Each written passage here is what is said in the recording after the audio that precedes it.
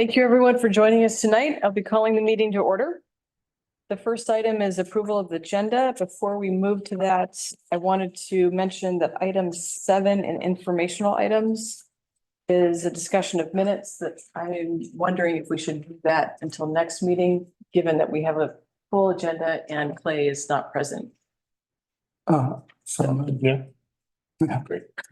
So may I have a motion to approve the agenda with that amendment? I move that we approve. Second. Any discussion? Tessa, could you please call the roll? Commissioner Ostrander. Commissioner Matusek. Yes. Commissioner Bates. Yes. Commissioner Sinclair. Yes. Chair Moritz. Yes. All right, let's move on to consideration of the minutes from the April 25th, 2024 Planning Commission meeting. Do we have any amendments? I saw one thing in there that I don't know if it needs to be added or not. When it was page 3 of the minutes, after Clay reopened the public comment for Marion Sinclair to give us the time frame, it's not noted that he closed the public comment section again, and then we made a motion. I don't know if it needs to be noted in the minutes that the public comment was closed again prior to us making a motion. Sure. That's the only thing I noted in there. All right, so we have one amendment. Does anyone else have an amendment? Do we have a motion to approve with that amendment? A motion to approve with that amendment. Second. Any discussion? Do you, hey Tessa, are you familiar with where he's at in terms of where you would like that? Was that, right? Does it say Chair Newton asked if there were any comments? Yeah, there were no comments, and then next line would be when he closed the public. Okay. Thank you. Right before we have a conversation about the approval. Sounds good. Any further discussion? Lisa, could you please call the roll? Commissioner Bates. Yes. Commissioner Ostrander. Yes. Commissioner Sinclair. Yes. Commissioner Matusek. Yes. Commissioner Moritz. Yes. We will be moving on to public comment. This is public comment on items that are not on tonight's agenda. So if you would like to speak on a public hearing agenda item, your comments will be considered during this portion of the meeting. But if you want to speak on an item that is within the agenda, please hold your comments until we call for public comment on that item. Is there anyone who would like to make public comment at this time? Right, and I wanted to make a quick note. We have a large number of agenda items and we have a pretty full house. So for the last item, 24-02, we'll be asking that everyone keep to 3 minutes comments when we come to that portion of the public hearing.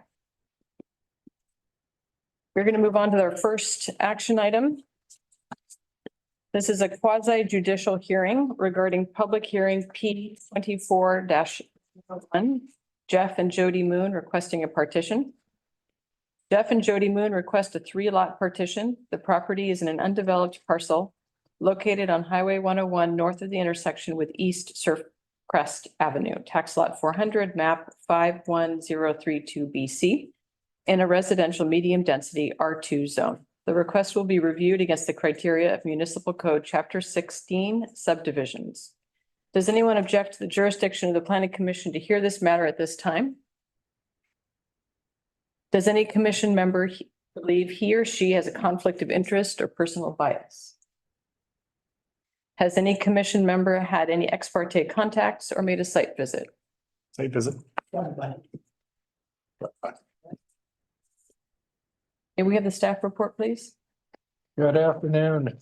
The applicant is requesting a partition of tax lot 51032 BC 00400, a 1.14 acre parcel located north of the intersection of Highway 101 and East Surfcrest Avenue. The property was rezoned from residential very low density to residential medium density in 2023. The purpose of the proposed partition is for residential development of the subject property. Application materials do not include house plans. However, driveways, parking areas, and planned structural footprints have been identified. Just a moment while I bring up the schematics.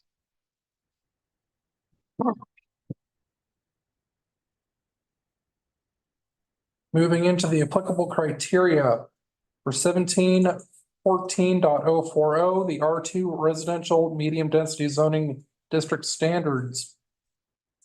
The staff comment is that the applicant proposes to divide the parent parcel into 3 parcels that would each measure in excess of 15,000 square feet. City GIS records indicate that the parent parcel has an average slope of 24.49%, and this is shown in figure 1 in the staff report.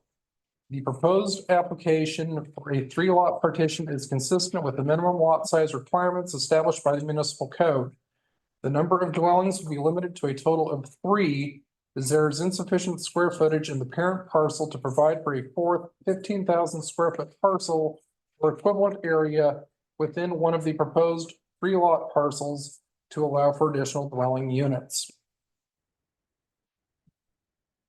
Continuing on through lot dimensions, the proposed lots will each exceed the minimum requirements for dimensions and setbacks, and the property does not abut an ocean shore. Moving into the design standards for lots found in section 1604.310. For size and dimensions, the staff comment is the proposed 3-lot partition conforms to the standard for the parcel average slope, which is set by section 1404.310A, which specifies that parcels with a slope of 20 to 29.99% must have a minimum lot size per dwelling of 15,000 square feet. No more than 3 dwelling units may be constructed on the parcels proposed by the application. Moving on to item B for location. The draft partition plan shows a 25-foot wide private street or driveway that would access the 3 proposed parcels. Proposed condition of approval number 1 will require the recording of an easement granting each parcel non-exclusive access to the private street driveway area. A draft easement for separate utility access is included as Exhibit A4. And no building envelopes are proposed as a part of the application, and that concludes the staff report. Thank you. Was there any additional correspondence? No. At this time, we'll be calling for public testimony. The pertinent criteria to be considered are noted in the staff reports and listed on criteria sheets on the meeting page of the city's website. Testimony, arguments, and evidence must be directed toward those criteria in the comprehensive plan or municipal code, which the person testifying believes to apply to the decision. Failure to raise an issue accompanied by statements or evidence sufficient to afford the decision maker and the parties an opportunity to respond to the issue precludes appeal based on that issue. Prior to the conclusion of the initial evidentiary hearing, any participant may request an opportunity to present additional testimony, arguments, or evidence regarding the application.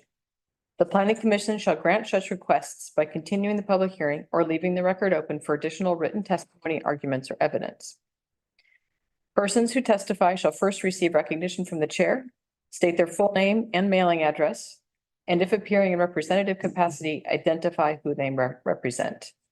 Is there a presentation by the applicant? Yeah. Please come forward.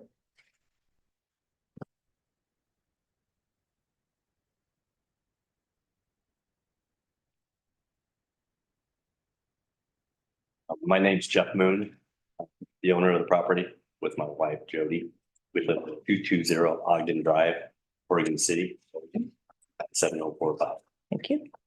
So, yeah, we've gone through this process and we decided the best purpose would be for the 3 partitioned lots, this property. One for a house for my mom to live in, a second one for a retirement home for us. 3rd house that we could do as a long-term rental and personnel or city personnel for first choices. we had several people work on this, Steve and Robert. Jason from Morgan Civil.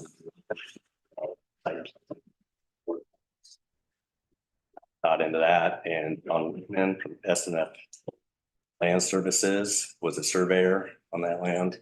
And Virginia Williams from ODOT was the one that helped us get the road in there and from where the and all that stuff. And so appreciate all that help. And the next slide just shows basically what Robert had shown before.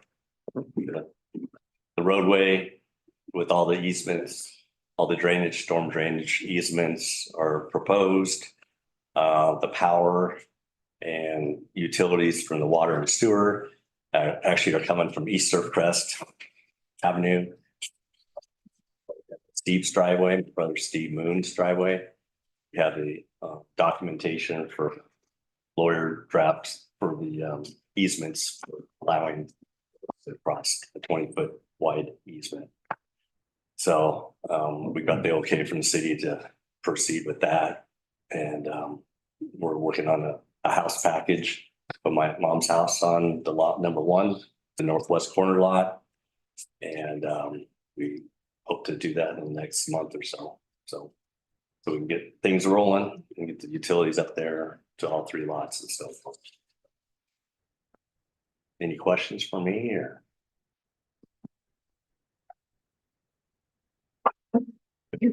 Could you clarify the long-term rental? Is that a single dwelling or is that a duplex? No, it's a single dwelling. Okay.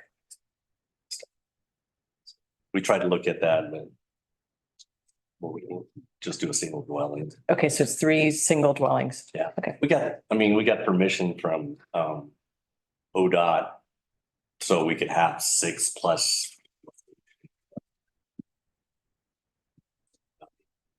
based on this. Else, we do have a lot that's over 20,000 square feet, but right now it's just dwellings. Now, if there's laws change in the city or something that can afford for affordable housing and make it better for it, I would love to put a duplex up there someday for rentals or even in the garage area, something, for like an ADU, but within the garage area or something. But as of right now, it's just gonna be a dwelling, one single dwelling, so. And are you willing to make that a condition of approval that it stay and remain long-term housing? No, not at this point. The city commissioner or city lawyer said that we didn't have to make that a condition. But right now, we're just partitioning land, get utilities up there so we can build the first house in the farms. Any other questions? Thank you. Do we have any other presentations by proponents? And are there presentations by opponents? Do we have a staff response? Yes. Okay. Does the applicant or proponent wish to make any further statements? No. Okay, at this time, we're going to close the public hearing and move to consideration. Does anyone want to begin the discussion? Oh, this seems like exactly what we, minus it was initially proposed a duplex, but it sounds like basically what was proposed when we voted to change the zoning, so. I agree. I wish it could be a duplex, but 4 units on there instead of just 3, but. Yeah, I have been unable to get it straight in my mind why the zoning that we originally had intended that got contested and changed, why that still would not have worked in this case, but it's really water under the bridge. And I understand that. It's just something that has been puzzling me for the whole time, and I cannot get that answer straight. I think what we got was a zoning change, but they didn't partition the property, so. So that's what they're doing now. They could. And I don't think we understood the slope at that point, and it could not have anticipated that you know, that under the current codes, there couldn't have been 12 houses up there, which was, I think, my biggest concern. Mhm. But anyway, it's all water under the bridge. I think that what they've asked for seems very straightforward and reasonable to me as well. Aaron, did you have any comments? Nope, I'm good, thanks. If there's no further discussion, does anyone wish to make a motion? I move that we approve, condition on the, subject to the conditions Steve outlined in his, report. A second. All right. Tessa, could you please call the roll? Commissioner Sinclair, Yes. Commissioner Matusek, Yes, Commissioner Ostrander, Yes. Commissioner Bates. Yes. Commissioner Moore.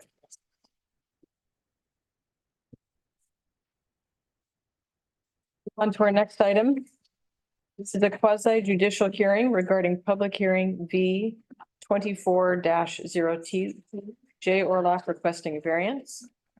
J Orloff of Tolovana Design LLC on behalf of Drumheller Properties LLC request for a variance to setback requirements 132 North Larch Street, tax lot 4605, map 51019 DD, in a residential high-density R3 zone.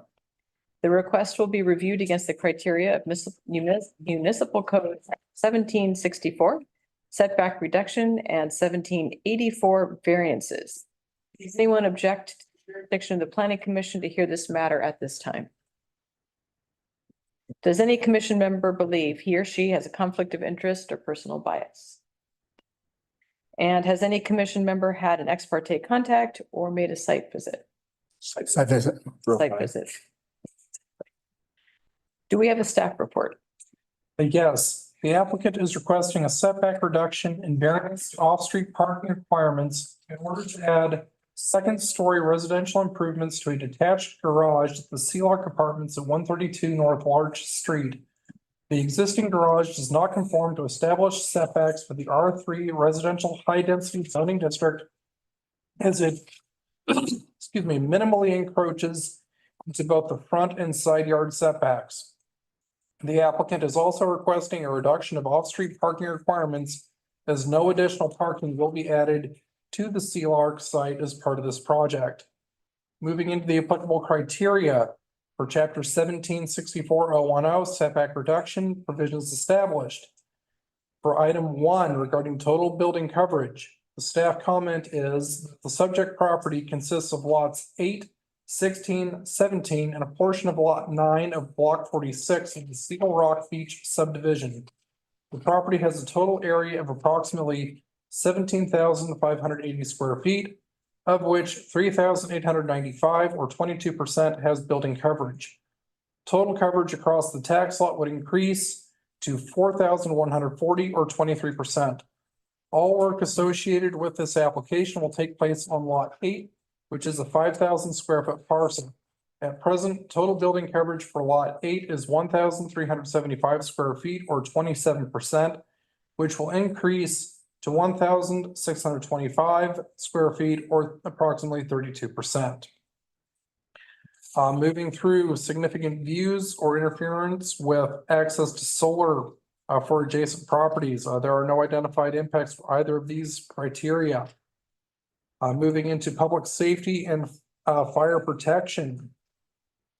The applicant intends to make improvements to a pre-existing non-conforming detached garage that was constructed in 1978.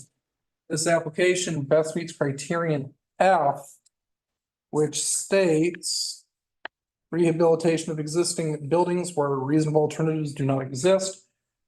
Moving into criteria number 5 regarding adjacent rights of way, there are no identified impacts to the public right of way that would result from this application, and no identified impacts to transportation or circulation. Moving into the criteria for variances found in chapter 1784-040. The staff comment is that at present, the property provides a total of 12 off-street parking spaces with 5 located in garages and 7 open parking stalls. Under the provisions of 1778-020D, each additional studio unit would require 1 additional parking stall. The addition of new parking spaces would require a significant reconfiguration of the off-street parking area and a reduction in the overall soft landscaping of the property. And that concludes the staff report. Robert, was there any additional correspondence? At this time, I will call for public testimony. The pertinent criteria to be considered are noted in staff reports and listed on criteria sheets on the meeting page of the city's website. Testimony, arguments, and evidence must be directed toward those criteria or other criteria in the comprehensive plan or municipal code the person testifying believes to apply. Failure to raise an issue accompanied by statements or evidence sufficient to afford the decision maker and the parties an opportunity to respond to the issue precludes appeal based on the issue. Prior to the conclusion of the initial evidentiary hearing, any participant may request an opportunity to present additional testimony, arguments, or evidence regarding the application.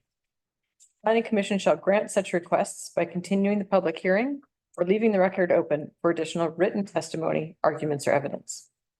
Persons who testify shall first receive recognition from the chair, state their full name and mailing address, and if appearing in a representative capacity, identify whom they represent. Is there a presentation by the applicant? Please come up. Jay Orlock, Sullivan Architects, PO Box 563, Cannon Beach, representing Drumheller Properties, Sealark Workforce Housing. Thank you for your time. I am here in front of you to request a setback variance for the ability to add 2 studio apartments above a detached garage located at the Sealark Original Workforce Housing. The existing garage is non-conformant by 8 inches and 8 7/8 inches on the east and 2 3/8 inches on the north.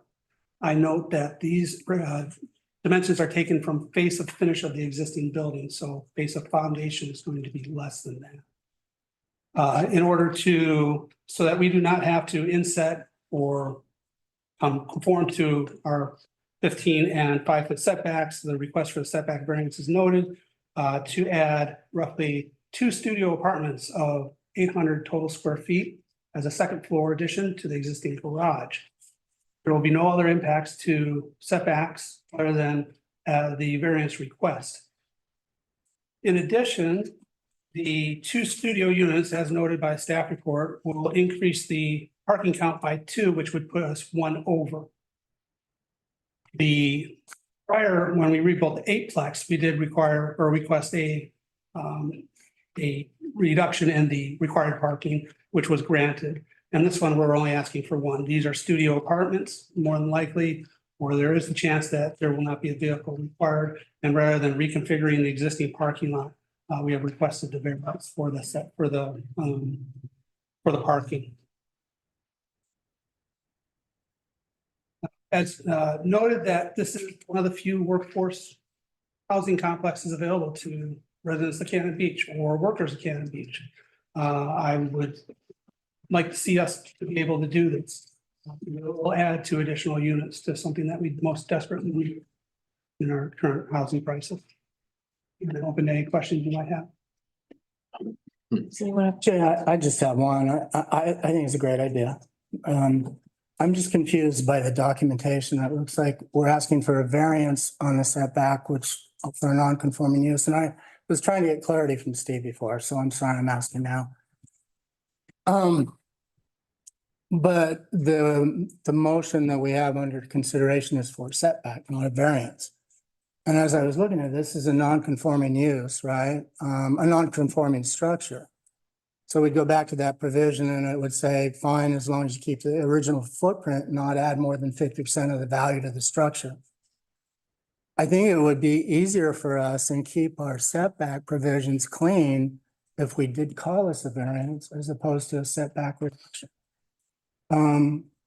Because we have a number of other cases coming in where people want to build on the same footprint and they're restricted in how much they can add to the house. So while I agree with this and I think we can find a way to do it, I just wondered if maybe Robert, you and I are in the middle and we got caught. So can you help me understand that? So a setback reduction request is required for a non-conforming structure where the improvement is going to exceed 50% of the value of the structure. It doesn't necessarily require it to stay within the same footprint. Well, I was just looking at non-conforming uses. We can, and again, I'm not gonna make a big deal about this, but I do like to keep that setback stuff clean. Sure, it's within the language. Yeah. The requirement is for the nonconformity to not be expanded. And in this case, the nonconformity is not going to be expanded, meaning that the building will not project any farther into the setbacks. Maybe one. I think that, It, Yeah. it would simply expand into what is the approved building envelope for the site. All right. Thank you, Jay. Any other questions? I actually did have, you clarified one of my questions. So this is actually a request you intend to add 2 apartments. In the documentation, there's an option for 1 and 1 for 2, and I wasn't clear on that. But my question really is around, I counted 9 total parking spaces. The staff report refers to 12, and I thought that might be an error, but there is actually 9. And so according to your math, which I think is correct, then you're really only short 1 parking space. Correct. We I will, just wanted to get those things. we request a reduction by 1. And to clarify, I also counted garages as parking spaces. No, I think what the staff report says is a total of 12, and there's only 9 that exist. I have the breakdown within. Yeah, and I saw that. So I just wanted to make sure I understood it correctly. Thank you for clarifying that for me. I'm all for workforce housing as well. Thank you for your time. are there any other presentations by proponents? I can think Wasn't planning to, but Tim Ramey, PO Box 429. We had a really productive, I thought, rewrite meeting. Was that 6 weeks ago or something like that? And we're having another one next week. But the most exciting comment out of that was Aaron Matusik, Commissioner Matusik, saying, gee, if I could go up, I could put in, I don't know what the number was, 9, 10, whatever, additional units. But the parking is the issue, and the balance between parking and housing is a tricky one. Leave that to you, but I think, you know, in my view, we pave Paradise, we put up a parking lot, we have affordable housing for cars right now, but we don't have much affordable housing or workforce housing. So wasn't planning on speaking in support of this, but I thought it just resonated with what something we all sat through, and it was an important point that we can do more in the core density of the downtown. But the give and take is going to be parking. Thank you. Thanks. Are there any other presentations by proponents? And are there presentations by opponents? Do we have a staff response? No. Okay. Does the applicant wish to make any additional statements? I'm fine, thank you. Okay. We'll close the public hearing at this time and we'll move into consideration. I think, I mean, my personal opinion, I still have a talking about process and I'm gonna let that go. I personally think this is a great idea. I don't know if we have to vote on each of these 2 different things separately, the setback, variance for parking, but I approve of both things. In response to Mr. Ramey, we are moving in that direction, Tim, you know that, and you know, there's a lot that's going to be disclosed over the next month, starting next week, that will show definitive movement toward incentives that help certain kind of housing in the city. So parking will be one of them. Probably, definitely. Okay. So that's the only reason I'm willing to go along with the parking thing, because otherwise I'd wait, but I know it's so close that I think we should go ahead and approve this, and I'd like to move I would give everybody a chance to respond first. Is there anyone else who wants to make comments. Well, actually, I think Mike may have addressed my one comment, which was shouldn't parking is such an integral part of our ability to create more housing. Are we somehow guilt flirting the process by doing it one at a time rather than letting it become a code-wide, citywide response?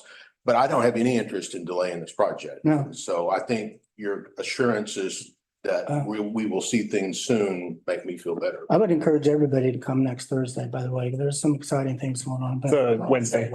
Wednesday, sorry, There then too. Wednesday. That's right. Steve? Yeah, the only comment I would just kind of make to that is that's proposed. We don't know for sure. So at this point in time, doing it incrementally as things come to us is probably the way we'd have to address it until that, it's, on its way, it seems positive. But until it gets adopted, this is what we have. So, Appreciate that. yeah. Yeah, I think if this was more parking spaces, we would have a larger discussion. But for a variance of one parking space, I don't think that this is going to impact the city unduly. So I'm comfortable with that.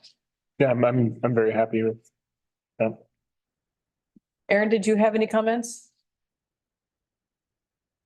He's gone, so Uh-oh. he didn't have anything to say. Does someone want to make a motion or do we want to discuss further? What was your recommendation on this? The recommendation, if the board or the plan commission, Robert, this is the one that repairs, design review board. The condition was, Director, President. So the condition that was on here was that, that it would require design review board approval. Okay, I move that we approve with the condition that Steve said. Second. Jessica, could you please call the roll? Commissioner Sinclair, Yes. Commissioner Bates, Yes. Commissioner Matusek, He's still off.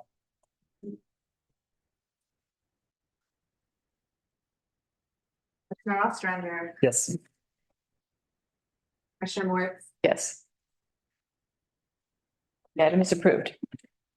We'll move on to our next item. This is a quasi judicial hearing, regarding public hearing V 24-03. Jay Orloff requesting a variance. Jay Orloff of Tolovana Design LLC on behalf of Kim and JT Stevens. Request for a variance to setback requirements at 1299 South Spruce Street, tax lot 1702. Map 51029 CB in a residential medium density R2 zone. The request will be reviewed against the criteria of Municipal Code Chapter 17.64, setback reduction, and 1784 variances. Does anyone object to the jurisdiction of the Planning Commission to hear this matter at this time? Do any commission members believe he or she have a conflict of interest or personal? Has any commission member had any ex parte contacts or made a site visit? Either. I both Site visit. site visit, and I live slightly more than 100 this location, and I have met the owner of the property. Okay. Carrie? Do we have a conflict of interest if someone lives by to the proposed?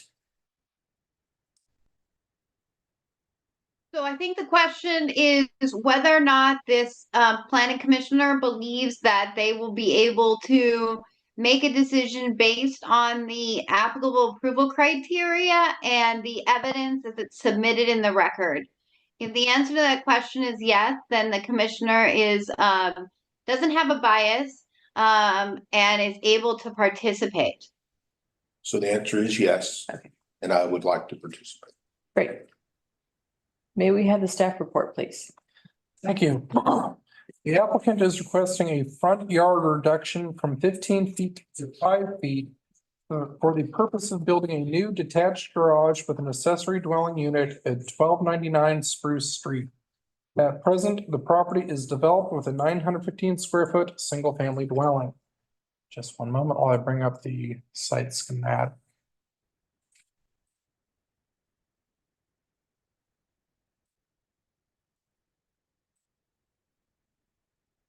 Moving into the applicable criteria for chapter 1764.010 setback reduction provisions.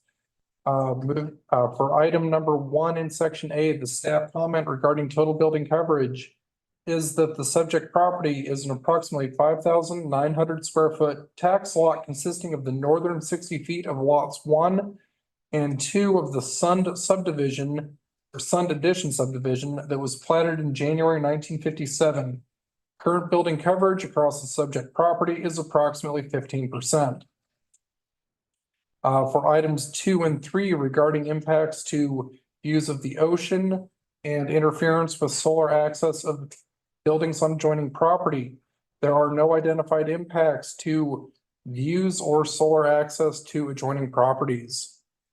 For item number 4, regarding the provision of reasonable privacy, drainage, light, air, noise reduction, and fire safety, the staff comment is that the application materials state that the setback reduction is requested in order to place the ADU garage in such a way that preserves a 48-inch Sitka spruce on the northern property line. The applicant intends to use a post and beam foundation in order to minimize impact to the tree's root structure. Moving on to item 5 regarding adjacent rights of way, having sufficient width for utility placement or other purposes.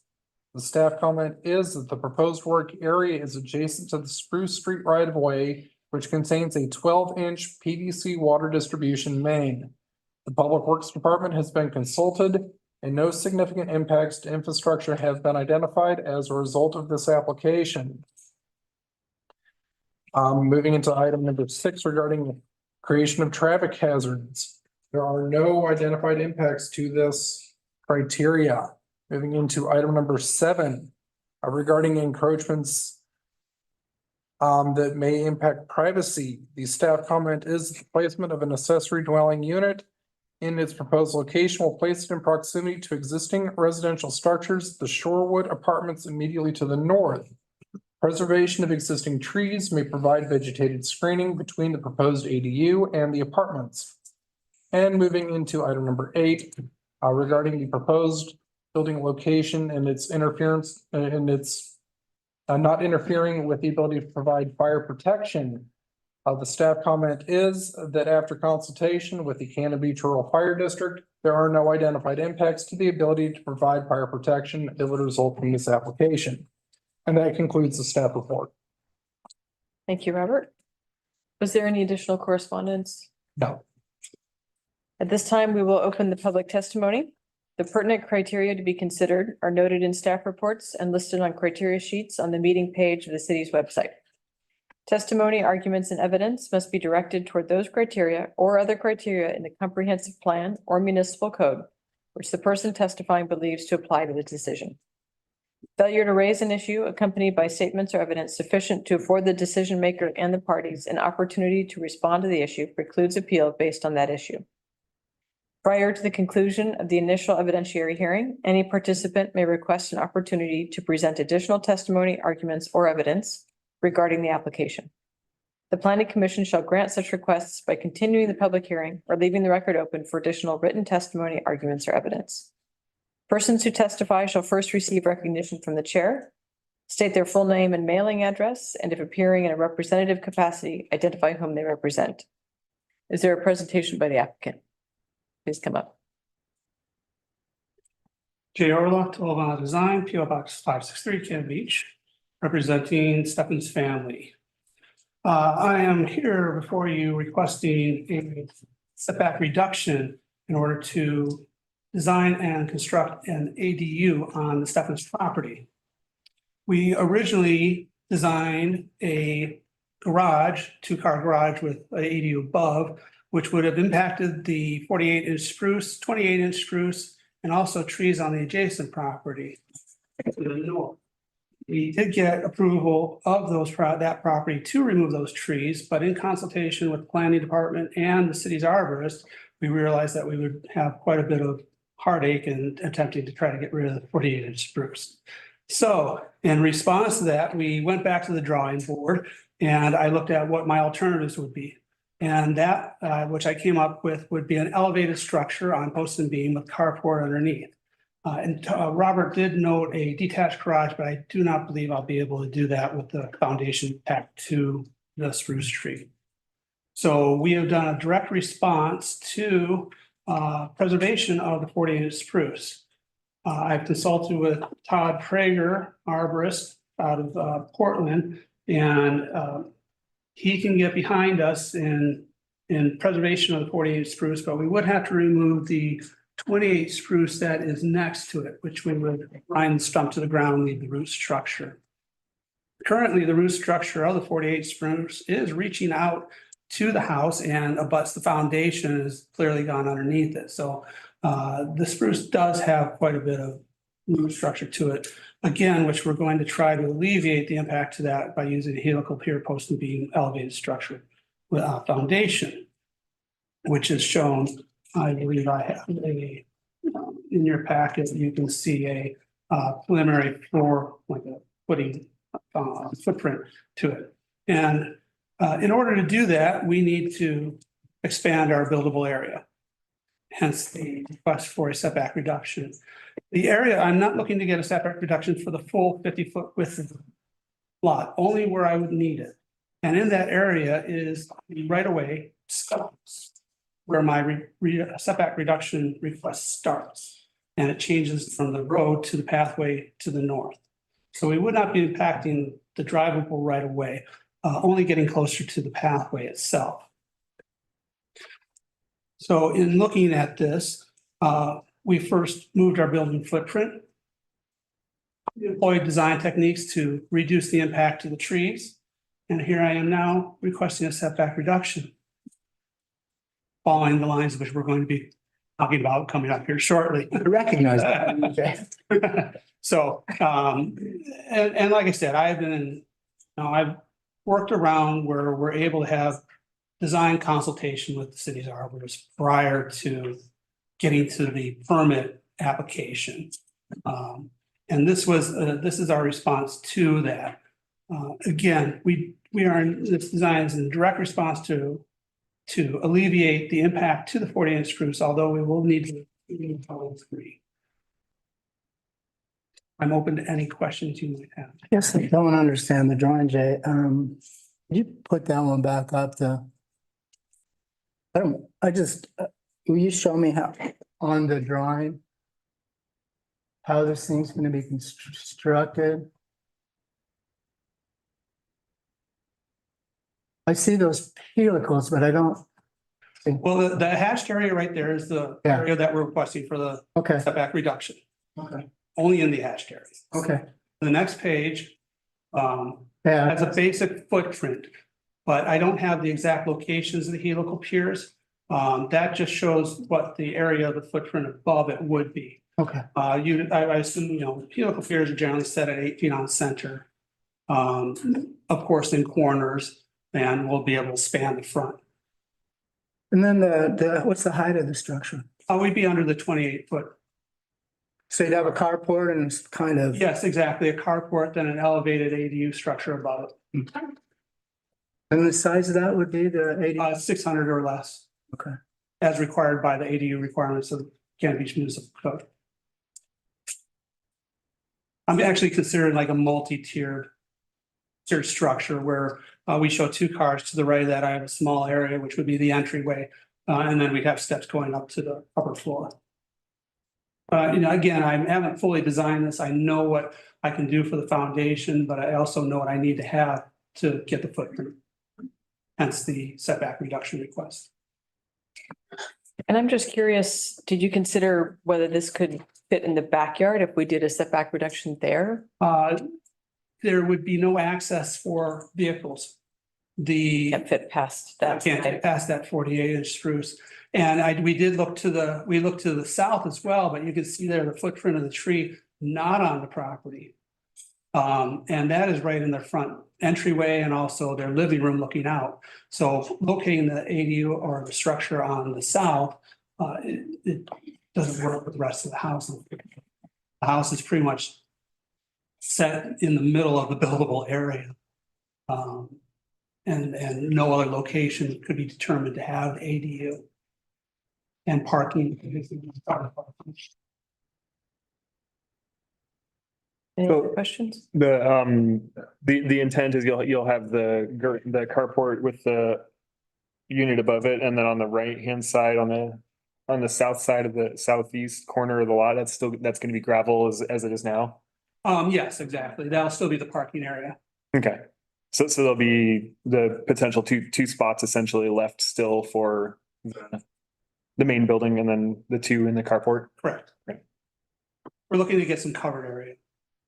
You know, the original, like I said, the original intention was to have a full garage with an ADU above it, but using, you know, the typical strip footing, then I can't enclose off post and beam.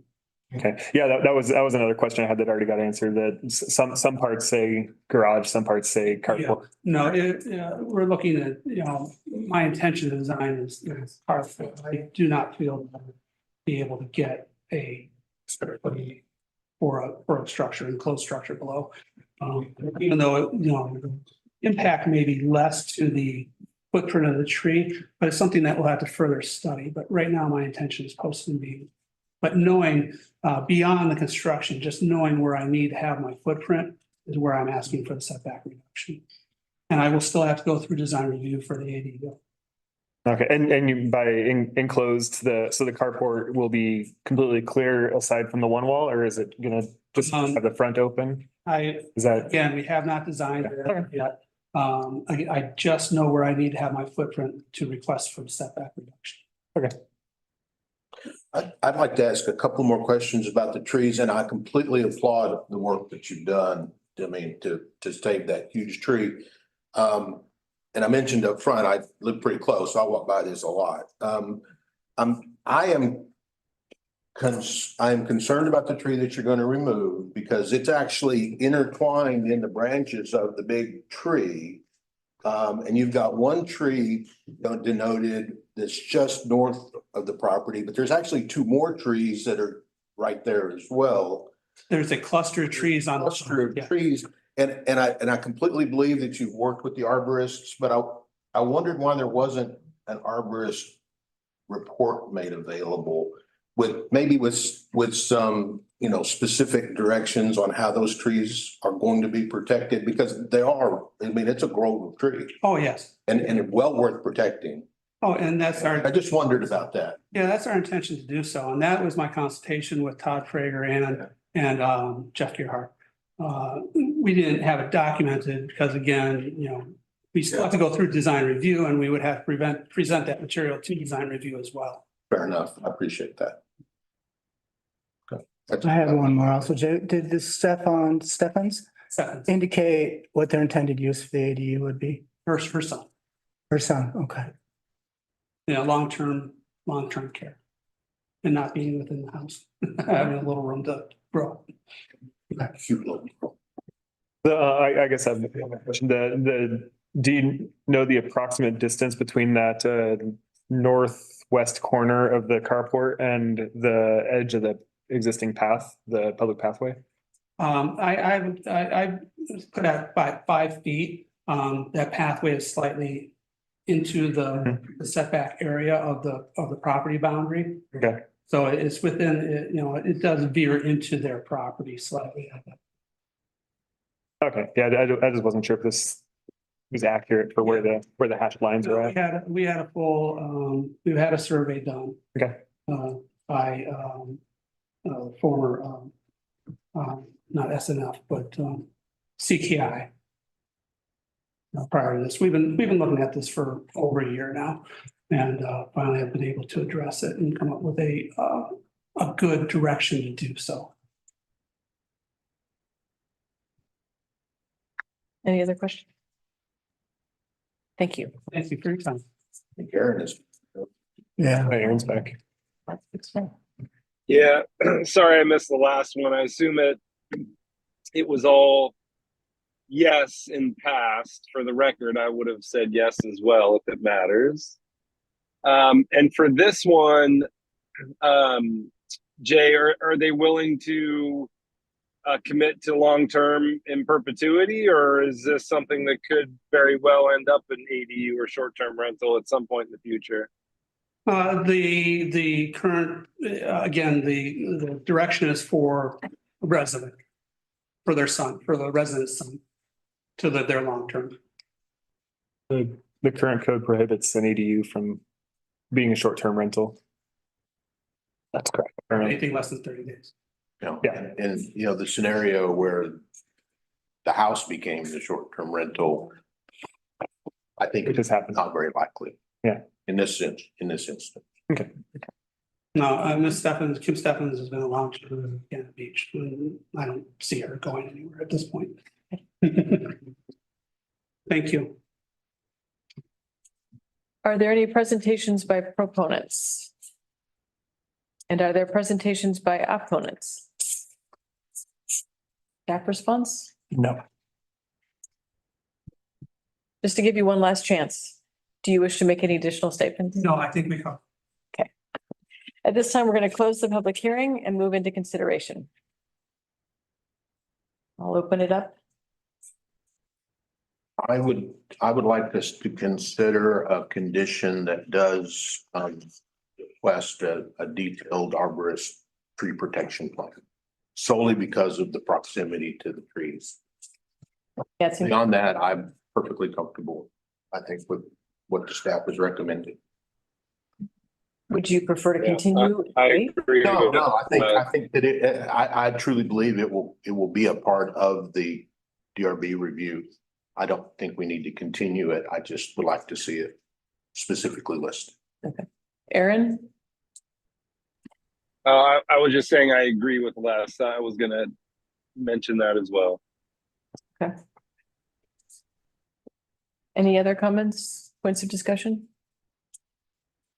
I like that we have on today's agenda, three applications for housing that's reasonable sized housing that's gonna fill a need that we have. Does anyone wish to make a motion? I'd like to make a motion with the condition that before construction, I guess. You have There were a couple of conditions. There were two on there other than Les's that we're suggesting as far as the design review board, the survey to verify that it's 5 feet, and then the condition that Les spoke of. Okay. Yeah, well, I'll make a motion to include the motion that the Les mentioned about the arborist report. Making sure that their trees are properly protected in addition to the two that are in the packet. That it'll be reviewed by design review board and that there will be a survey to ensure that they comply with the 5 foot required setback. And on the arborist report, is the idea to have that go to DRB or for the planning department to review it? How should that? Dave, Robert, I would prefer Probably both. it would be available to the DRB. I think what you'd want to do is if you'd wanted to have a DRB, be sure to suggest that. And then we would also look at it at time of building permit, but it might be something that if you want it considered by DRB, that you could make that a motion or a condition of this motion. Then I'd like to do that. Okay, so the arborist report is to be considered by DRB. Yes. Any further discussion? Could you please call the roll? Get a second? Second. Okay, thank you for catching that. Commissioner Matusek, Yes. Commissioner Sinclair, Yes. Commissioner Ostrander. Commissioner Bates, Yes. Commissioner Moritz. Yes.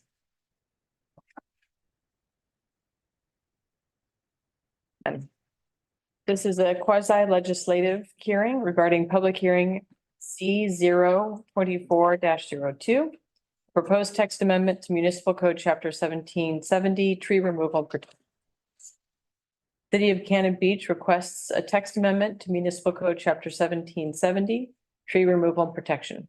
The text amendment request will be reviewed against the criteria of municipal code 1786 070A amendments, criteria, and statewide planning goals. Does anyone object to the jurisdiction of the planning commission to hear this matter at this time? I don't think we have to do conflict of interest for legislative, but I'll go ahead and ask. Does any planning commission member believe he or she has a conflict of interest or personal bias? You don't do conflict of interest or bias with the legislative matter. That's what I was wondering. Thank you. This is a political determination, so you're supposed to be conferring with the public about what they think about this. And, this is a policymaking matter rather than a quasi judicial matter. So it's much more open. The record is open. It's a much more freewheeling endeavor. Perfect. Thank you. Do we have a staff report? Yes, we do. The City of Cannon Beach Planning Commission is holding its initial evidentiary hearing regarding proposed changes to Municipal Code 1770, tree removal and protection. The proposed draft revision has been prepared by a citizen focus group with input from community development and public works departments. The goals of the proposed revision are to codify public notice requirements to resemble the procedures used for removal of trees in public right-of-way. Remove certain criteria for removal such as landscaping or views. Inserting requirements to consider geological hazards with tree applications where appropriate. Expand the role of the city arborist. Preserve significant trees where there are alternatives to removal. Mandate the replacement of trees or reimbursement to the community for their removal. Establish a community tree fund with restrictions on use and to change the enforcement process. During this hearing and possible future hearings on this matter, the Planning Commission will hear evidence regarding the proposal, conduct deliberations, and make a recommendation to City Council regarding the proposed revision to the ordinance. This process is an opportunity for any interested parties to provide written and or oral comments to the Planning Commission and eventually to the City Council before a final decision regarding the adoption of the proposed amendment is made. The date of the initial evidentiary hearing before City Council is yet to be determined. The City of Cannon Beach issued a Measure 56 notice to property owners in the city advising them of changes to rulemaking that affect the development potential and values of their properties. The city has no way to verify whether, how, or when proposed land use regulations may or will affect the value of properties. Moving into the applicable criteria for Chapter 1786.070 for amendments. The proposed amendment is consistent with the comprehensive plan. The following policies specifically apply to the trees and the establishment of regulations specific to their maintenance. General Development Policy number 14, which is to ensure that development is designed to preserve significant site features such as trees, streams, and wetlands. General Development Policy number 15, the city shall regulate the removal of trees in order to preserve the city's aesthetic character, as well as control problems associated with soil erosion and landslide hazards. And Recreation, Open Space, Natural, Visual, and Historic Resources Policy number 10, the trees shall be protected through zoning ordinance provisions pertaining to either forest management or tree removal. The primary land use need in the community based on development patterns preceding this code revision is residential in nature. The Planning Commission will need to determine if the provisions relating to tree removal in conjunction with construction are consistent with the housing policies of the comprehensive plan, specifically the following. Policy number 3, to the extent possible, the city shall endeavor to accommodate affordable housing in a manner that disperses it throughout the community rather than concentrating it at specific locations. Policy number 6, the city recognizes the importance of its existing residential neighborhoods in defining the character of the community and will strive to accommodate new residential development in a manner that is sensitive to the scale, character, and density of existing residential development pattern. Policy number 9, the city will encourage and support development of housing units in conjunction with commercial uses in order to provide additional housing, to provide for a diversity of uses in the city's commercial areas, and to provide security to commercial areas. And policy number 11, the city will provide flexibility and regulations governing site design so that developments can be adapted to specific site conditions. There are no identified water use needs that would be identified by the proposed amendment. And this concludes the staff report. Thank you. And I know we've had quite a bit of correspondence. Do we have everything before us at this time that's came in? I think the last one that I passed out was from an Andrea and CJ Hughes. So, that one pretty late, Correct. so I'll pass that one out. Everything received through close of business is up to comment number D31, which was from Stephen and Diane Onion. And that is included in the packets and was printed. And then Steve distributed the comment that he just mentioned prior to the meeting. This has not been tagged and entered into the record at this time. You? I will be calling for public testimony. Again, a reminder, we have lots of interested folks. If we could please limit comments to 3 minutes. Nikki, I wonder, would it be okay if I made a few prepared remarks on behalf of the group? Let's do that with the applicant when we do a presentation by the applicant. That would be fine. That'd be great. All right, the pertinent criteria to be considered are noted in the staff reports and listed on the criteria sheets on the meeting page of the city's website. Testimony, arguments, and evidence must be directed toward those criteria or other criteria in the comprehensive plan or municipal code which the person testifying believes to apply. Failure to raise an issue accompanied by statements or evidence to afford the decision maker and parties an opportunity to respond precludes appeal based on that issue. Prior to the conclusion of this hearing, any participants may request an opportunity to present additional testimony, arguments, or evidence regarding the application. The planning commission shall grant such requests by continuing the public hearing or leaving the record open for additional written testimony, arguments, or evidence. Persons who testify shall first receive recognition from the chair, state their full name and mailing address, and if appearing in a representative capacity, identify whom they represent. So this is the time for a presentation by the applicant. Would you like to? I'd like to make a few comments on behalf of the group. Do you want to testify as a member of the public from the front? I'm not quite sure how to do that, to be honest with you. I'd be willing to listen to advice. My understanding is that it would be good first if you defined who the group is.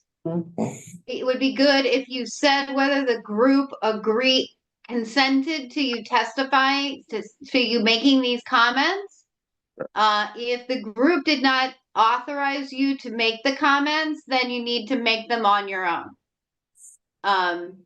If you're testifying on your own, you'll need to step around the desk and make testimony on behalf of for yourself, rather than as part of the staff report, which is what you're saying, the group which drafted these amendments. Does that make sense? I think so. I intended to offer these. I have been authorized by the group to make a few comments, but they really are my comments, and I was going to couch them in that terms. Who is the group? So the focus group is made up of 5 individuals who came together to try and address some what we thought were needs in the code. They are myself, Mike Bates, my co-planning commission person. Also included are Stacy Benefield, who is serves with me on the Parks Commission. And as a citizen representative, Jan Seaver-Orman works with us. Sorry. And last but not least, Lisa Kerr works with us as well. Comments, how about just to keep it clean, if you wouldn't mind stepping around and. I think that's the thing to do. I think that would be. Right. The most appropriate place. I'd be happy to. Thank you.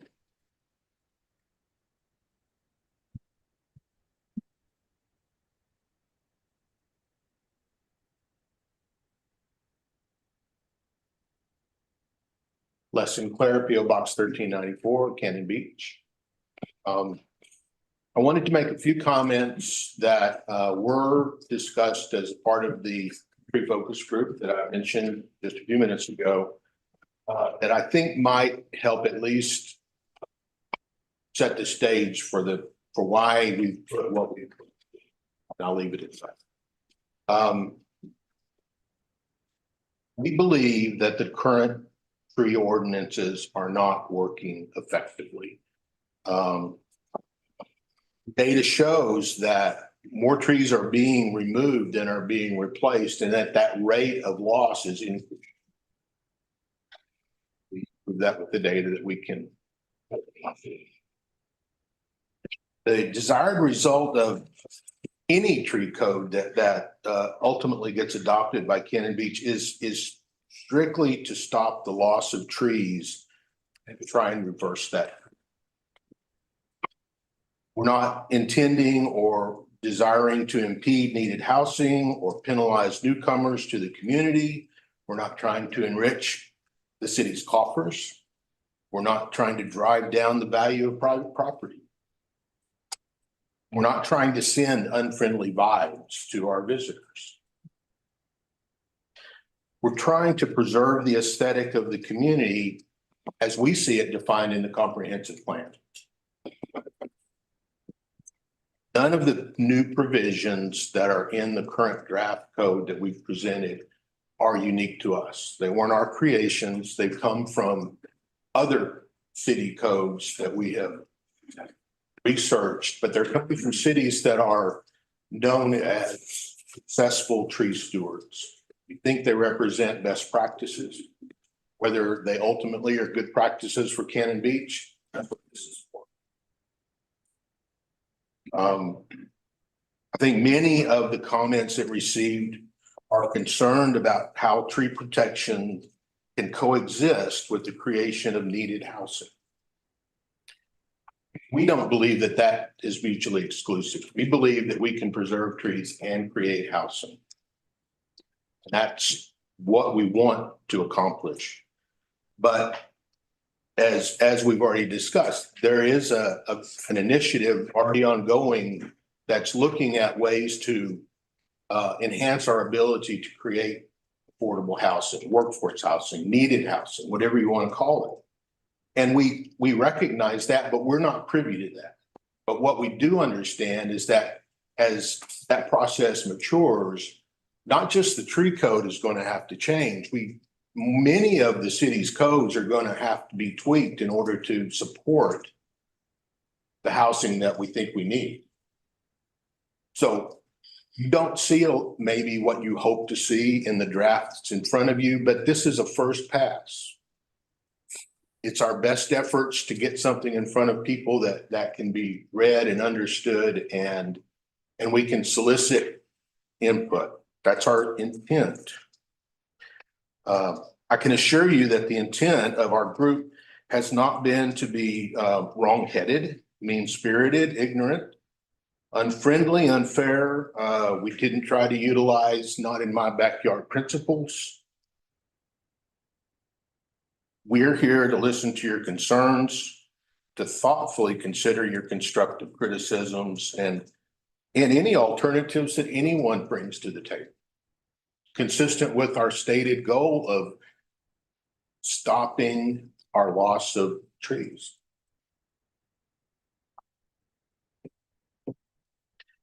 We hope to come back again with a better code for you to consider. This is truly a first pass. And I just want to close with a quote from the Planning Commission, or from the comprehensive plan, written by someone who knows this community much better than I do. Cannon Beach is not without controversy. It is a community in which citizens are concerned enough to become involved in all phases of city affairs, and this involvement often leads to conflict. The intention of the plan is to attempt to draw together the concerns of the entire community. I would say the intent of the tree protection focus group and this attempt that we've made to come up with a tree protection plan is exactly that. We're hoping to get the feedback that will make this work for everybody. Thank you.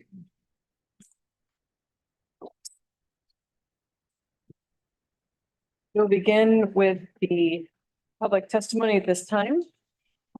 Are there any other presentations by proponents?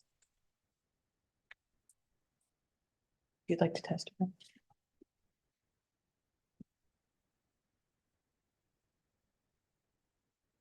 And Siebert Warman, my husband Wes Warman, P.O. Box 778 Cannon Beach, 77110. Dear Planning Commissioners, thank you for hearing us tonight in regard to the update of our Cannon Beach Tree Protection and Removal Zoning Ordinance number 24-02. I'm grateful to have been able to help in the update process thus far. Both my husband Wes and I are excited to better protect our Cannon Beach trees through this ordinance.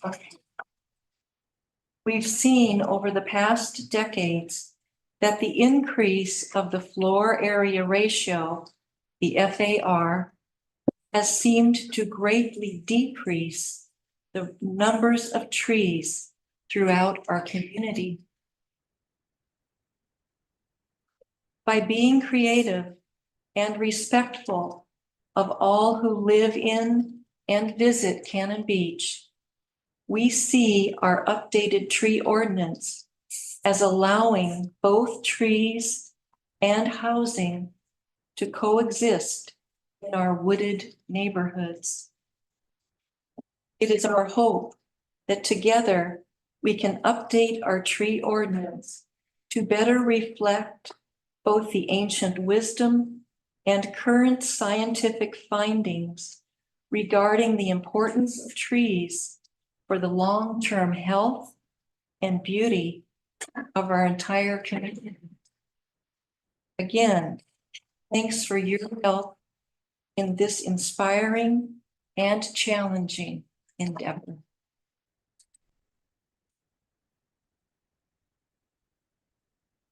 Are there any other proponents who wish to speak? Do we have presentations by opponents?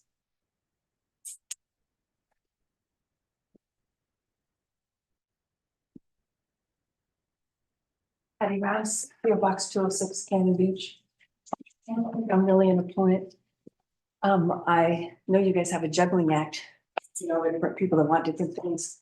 We want to build a school there. On the seaside. One of the sitting councilors said, if you have to cut down one tree, you're voting against this school. Trees should never be more for people.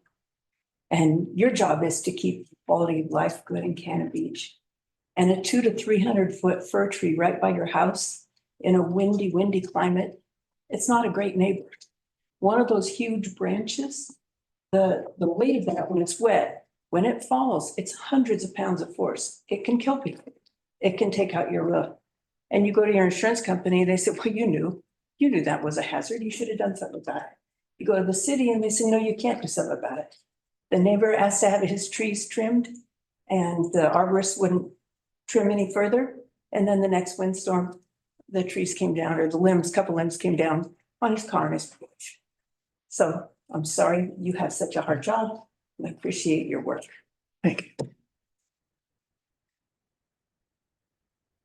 Do we have other people who wish to speak? Please come forward.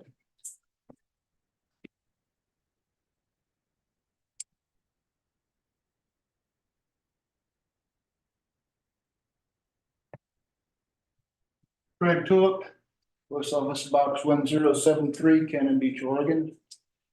That's my mailing address. I live at 340 East Van Buren Street. I currently have a lot next door listed for sale. I'm currently under contract for that house. So in light of Mr. Sinclair's comments, this is a first draft going through to receive input from the community. I will somewhat tailor or restructure my comments. So right now I'm under contract. Once I receive a fair offer of value for my property, I'm now in a position of interviewing neighbors who I want next door to me, because I'm going to still be living there. So I have a family in Cannon Beach. Deep ties to Cannon Beach, serve the community. They want to develop the property I own and build a legacy for the Excel. With trees, I have a grove of 5 trees that need to be removed to develop that property. 3 Sitka spruce, which are significant trees, and 2 hemlock, which are not significant trees. The arborists have given me the same professional advice. All trees need to be removed because the root systems are intertwined. So as I go and I look at this ordinance and read through it, do some research, I have 2 concerns. One, trunk formula technique. That's not common knowledge to me. I had to go to Google to figure out what that was. Now, I know in the last backup slide, the read ahead information, there's a calculation that's using this formula for 24-inch hemlock. And it comes with roughly $2,292. Now, an information submitted by Bolavana Design for 24-inch Sitka spruce gives a significantly different number of $12,565. That's over a $10,000 difference. And with the 3 trees that I have that would have to come down significant trees, 4 replacement trees per tree, that's 12 trees. I would just use 4 trees as probably the max that would go on that lot with 1,000 square foot or less footprint. Trees are going to grow maybe up to 100 feet when they reach maturity. So if I go through, that means 2 Sitka spruces are going to have to be calculated using this trunk formula technique to go into the fund. Now, if I recalculate that for a Sitka spruce, I come with over $40,000 into that fund, size of my trees. Basically, there's a circumference of 92 inches, 104 feet. I see that as a financial burden on somebody from a middle class or a working family background who wants to move to Cannon Beach or establish roots in Cannon Beach. So I see this as having the adverse effect of determining what social class gets to move here, gets to develop here. I don't want neighbors who are going to come from Seattle or Portland with lots of money and just want a summer home or something they can rent, what have you. I want long-term residents next to me who are going to be part of this community, what this community says they want to attract. So there's 2 issues that concern me with this ordinance. One, this trunk formula is very confusing. I would recommend that you put in the next ordinance a table, which is the one on the back of this that runs through maybe the calculation or a link to a calculator. So somebody looking online at the code can actually sit there and see and work through this. What does this really mean? What are the terms? What are the definitions? Vice going to Google, which I get numbers all over the board, some of them astronomical, depending on the type of tree that you're trying to replace. Second thing is I would take into consideration what the cost of this tree fund is going to be. You have some sort of regress or some sort of procedure where somebody does not have to put that large of an amount into the tree fund. I think we can accomplish both ends. So as a property owner, I have the right to develop my property. The city has a responsibility to make sure my rights don't interfere with other people's rights, including my own. I live at the end of Van Buren Street. I watch the wind patterns as trees go down, how the affected trees are on my property. Those are just my 2 considerations I think would make this more friendly for saving the trees and meeting the stated goals that I hear the community stated. I have a question for you, sir. Yes. I walked by your property for your invitation. I think everybody on the team did. I noticed there were orange dots on those. Yeah, an arborist has gone out and looked at the trees. He put the orange dots. Oh, so usually that means. Identifiable, I guess, somebody that comes by. I mean, large spruce on the back, nobody's touching it. That's a beautiful tree. They're all pretty, and you have a dilemma, and I agree. I just want, because usually when you see that drop that dot, it means approved to be eliminated. So I just didn't know as I looked at your property what the status was. That's all. Just identified by an arborist. I understand. My buyer is hired as a consultant to look at the trees, so. Thank you. That's all it is. No significance. Nobody's coming on the chainsaw. Thank you. Thank you. Does anyone else? J. Orloff, 12 on Design, PO Box 563, Cannon Beach. I am here in opposition, not against the spirit of the red line, the tree removal and ordinance, but in the language and the revisions held within it. I provide you with a commentary that was included in the packet and that I can say speak for itself. If I have time, I only have 3 minutes, so I'm going to be very brief. In my response there, I have not done my own research. I have consulted an ISA certified master arborist and referenced Chapter 11 of Portland Tree Code, which I encourage the board to read the 50 pages. There's a lot of information held within there, and I think it looks more to what you guys are trying to accomplish. What I would like to address today is the part of the packet that was not published until the packet came out. And this is the tree code revision 42224. Looking at our second page, we have other examples of Carmel, Issaquah, Lake Forest Park, Portland. These cities have higher trained and credentialed arborists overseeing their codes as full-time staff. And I'm going to encourage the city to do so. A consulting arborist is not going to meet the needs of what this code is being written for. And unlike Portland, we are surrounded by forest. Also, there's recent experiences referenced, such as Forest Lawn and Ross Street, two of which I can speak very directly to. Forest Lawn, we had 30 more trees on that site. We preserved 34 of them. Only 5 trees were removed, 2 of which were hazard trees, and we have replanted or proposed to replant 7. That proposal has been approved through design review or through the planning commission. Our next page. Can I just Yes, please. put that on there myself as an example of something that went well? Okay, Sorry. very good. I wasn't sure exactly how it was taken. Yeah. So I appreciate Sorry.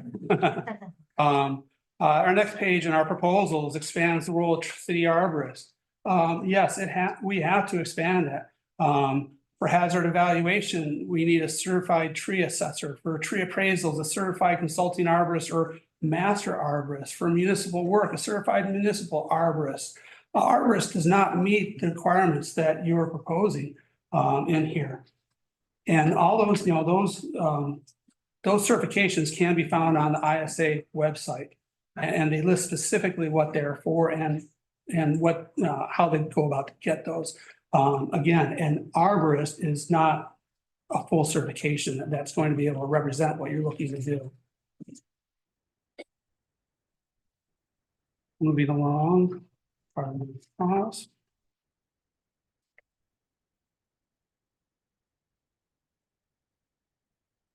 The tree removal and replacement calendar year 2021 and 22, I feel is a little misleading because it takes into account any tree over 6 inches.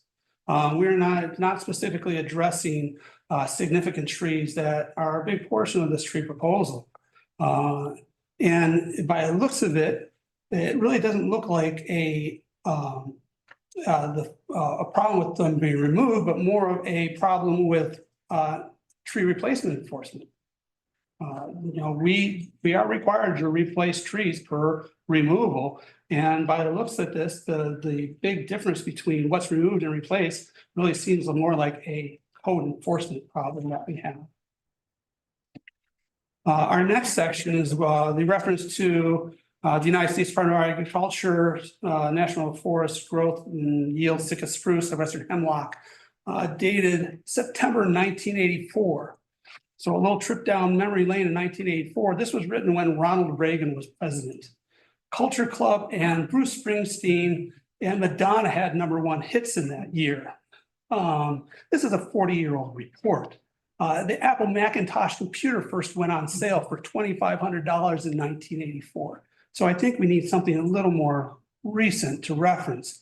And in addition, spruce trees are now subject to the biggest dieback they have ever seen. Climate change has been horrible for the forest health. Multiple years of drought and new pests like spruce aphid have greatly diminished the vigor of the great trees, leaving them susceptible to other pathogens such as root rot and pests currently knocking on our border from Canada that have had significant issues with the spruce beetle. Trees are getting sicker and will continue to do so. And this is why I encourage forest mitigations of other species into the our northern climate to reforest our removals, not just specifically what you're listing on our tree replacement policy. Next page, mature trees, 8% canopy coverage. I myself have not seen any planting done on Cannon Beach property, city property proper. Cities' increased tree canopies should not be dependent upon private property owners. Cities plant trees and such to increase and enhance their green spaces, not just residential. The city Cannon Beach depends on state parks to keep its boundary green, but does little itself. Look at redoing sidewalks and creating planting wells. Spend the money for that. My last and final response in this is the calculations that Mr. Tulip just mentioned. And a good example of why we need a certified master arborist to be doing this. These calculations are not correct. They are not done by the functional TFT replacement formula. Now, I've consulted a master arborist, and in looking at this, for example, a 24-inch Western hemlock, the actual replacement cost for a direct replacement would be $22,296, taking into account maybe a 20% diminished value of the existing tree to be removed, still would leave that about $17,000. And this is going to be detrimental to the development of housing, of sites that are left and or additions. So I think, we need to, and I can provide this to you and my calculations, we need to look at this a lot more closely because these numbers are very much misleading. The points that were put there again, and I don't think anybody intended to mislead you, Jay. They assumed, just going on and finding the cost of a Western hemlock. I have no idea what they cost. I think they're closer to 200 and it would get you. 150 for a 2-inch. But I at the time, the only one I could find was 55 and I rounded it down to 50, which explains probably the big difference. It will be expensive. And that $50 tree is a plug. Yeah. It's not. I couldn't tell. It said a 2-inch, 6 foot, and I couldn't tell what was going on. 5 gallon. Discussion. Public hearing. 5 gallon, 10 gallons. These calculations are based on a 2-inch diameter at 0. Thank you. So in addition, I encourage looking at Title 11. And they have a much different formula for calculating in here. And I will at our next meeting present additional. Okay, thank you. Thank you for. I would just like to say that I really appreciate the effort you put into the feedback we got. I consider it a great example of what we were hoping to get. As with your comments, thank you. I look forward to, I'm gonna say, let's continue this. I mean, there's a lot more work to be done. I value what you're trying to do, but I think we need to find a better solution to what's written currently. Thank you. Yes. You would like to Tim? speak. Tim Ramey, PO Box 429, Cannon Beach. Just appreciate Commissioner Sinclair's remarks, and I certainly want to state up front that knowing all of the people on this tree commission, they're people that are smart, intelligent, goodwill. I think this is a starting point. I don't want to be characterized as an opponent, but somebody who's moving us in the right direction, hopefully. I'm sure I had a chance to read some of my comments, but I come back to this at first principles, which starts in 1973 with Senate Bill 100. And that created something truly beautiful and amazing in Oregon, which is the urban growth boundary. And then everything else, farm for forest overlay and exclusive farm use only land, 80-acre kind of zoning. So the first principles of Senate Bill 100 were, we're going to put people in fairly high density inside the urban growth boundary. And that's the purpose of these areas.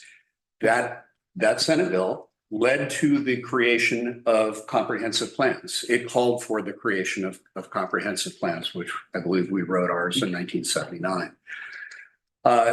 So we really need to stick pretty close to first principles here.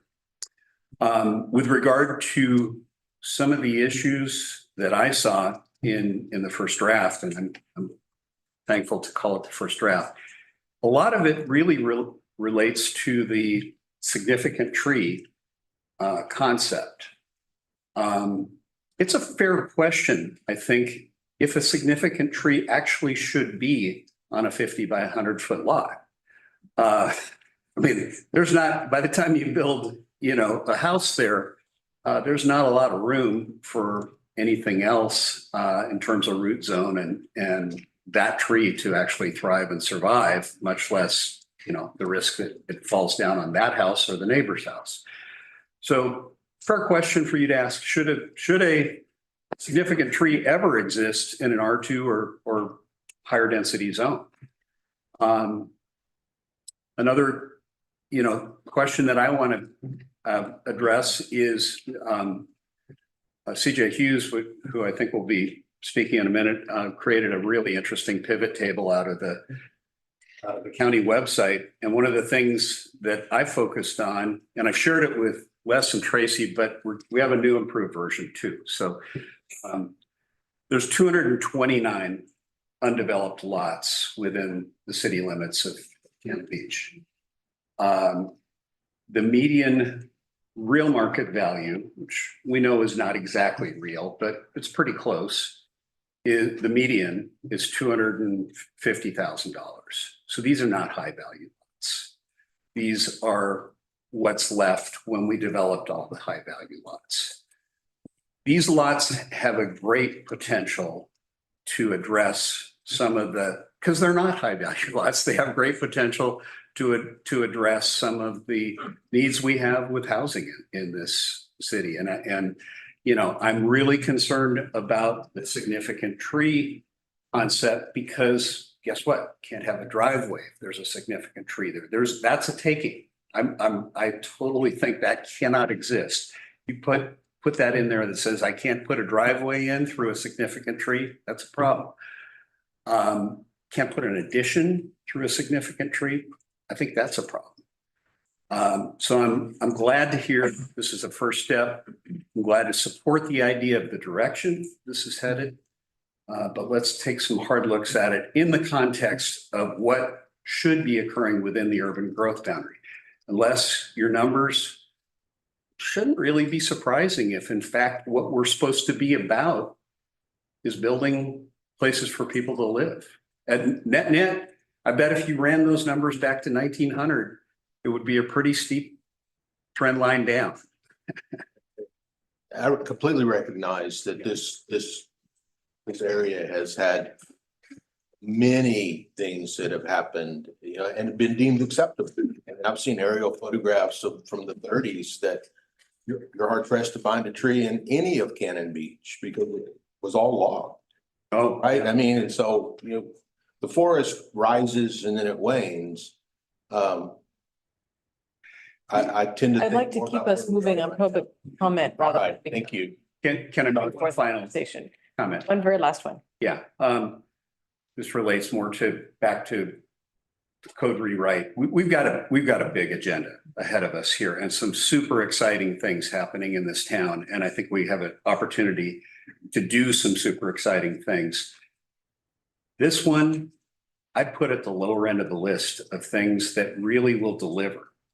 I don't look around and see a lot of problems with trees not being there. In fact, I look around and see a lot of trees.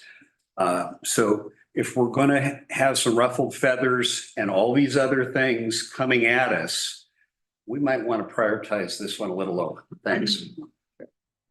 Yes. Come on up.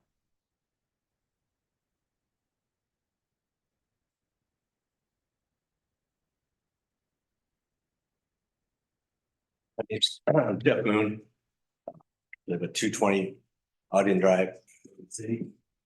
I got property here, obviously, we talked about already. My mom's got property in urban growth property area of Cannon Beach, 5 acres, just over 5 acres. She's got one house on it. Just like what I've done to my lot, over 1 acre, all this land is just coming in from the east. That's all we got, new land coming in. It's everything coming from the east. This is gonna be very restrictive on everybody. I'm trying to grow housing and stuff. Because, you know, I had to do an easement through the ODOT land, so there's trees that come down. I paid a fee for that. Nothing like $20,000. We're talking $1,500–1,600 for several trees total, you know. So I think I work in the wood industry.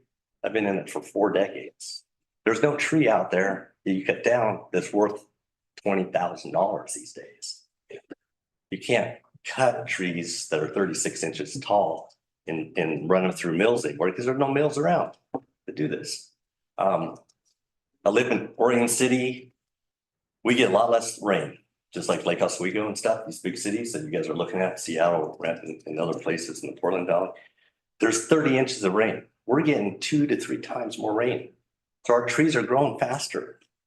So these Sitka spruce that you're saying are significant trees at 24 inches, they're really only 30 to 35 years old.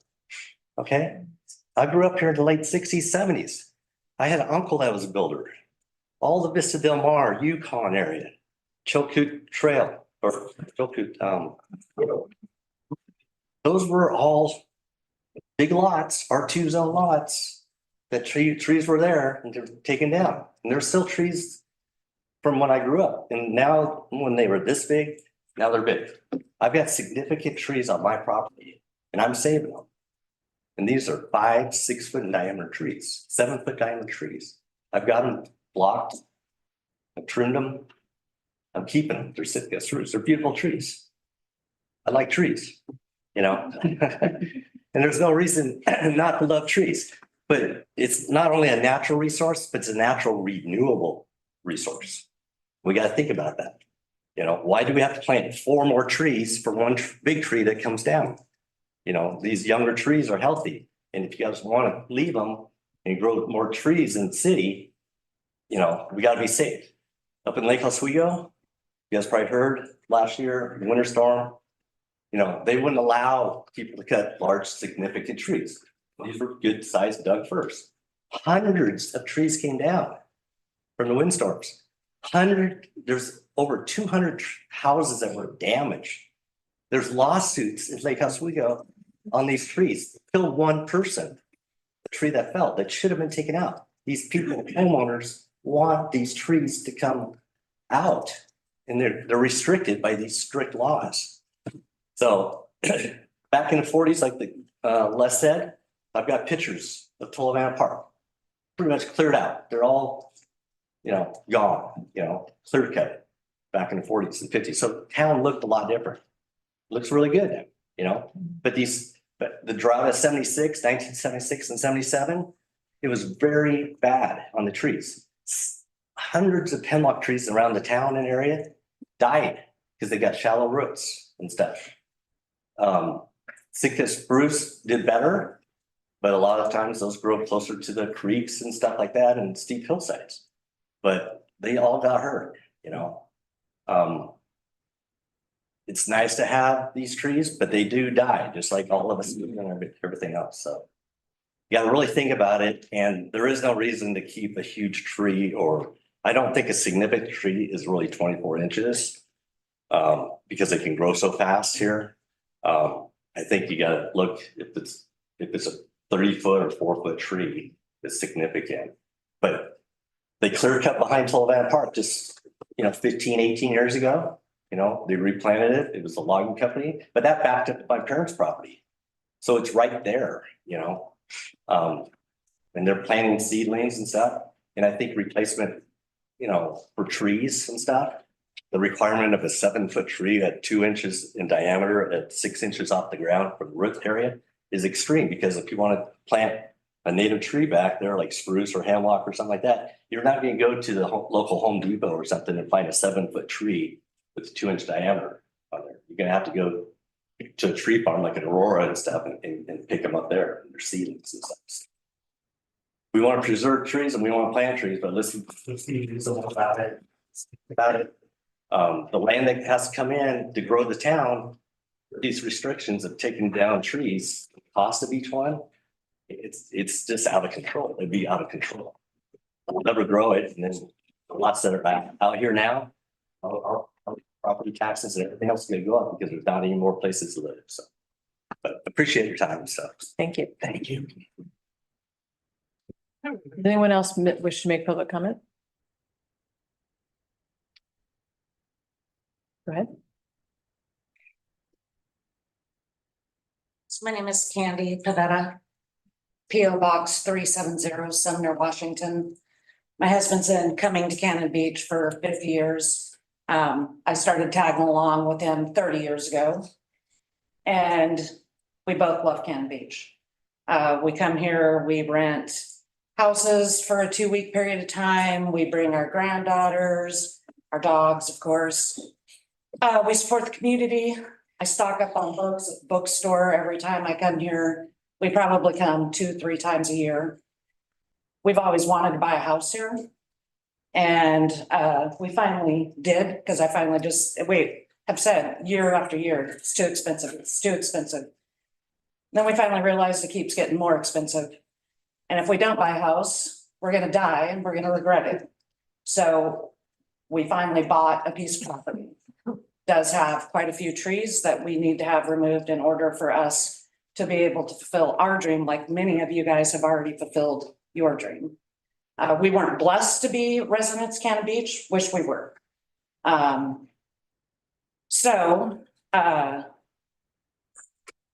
am also glad that this was announced today, that this was a first draft.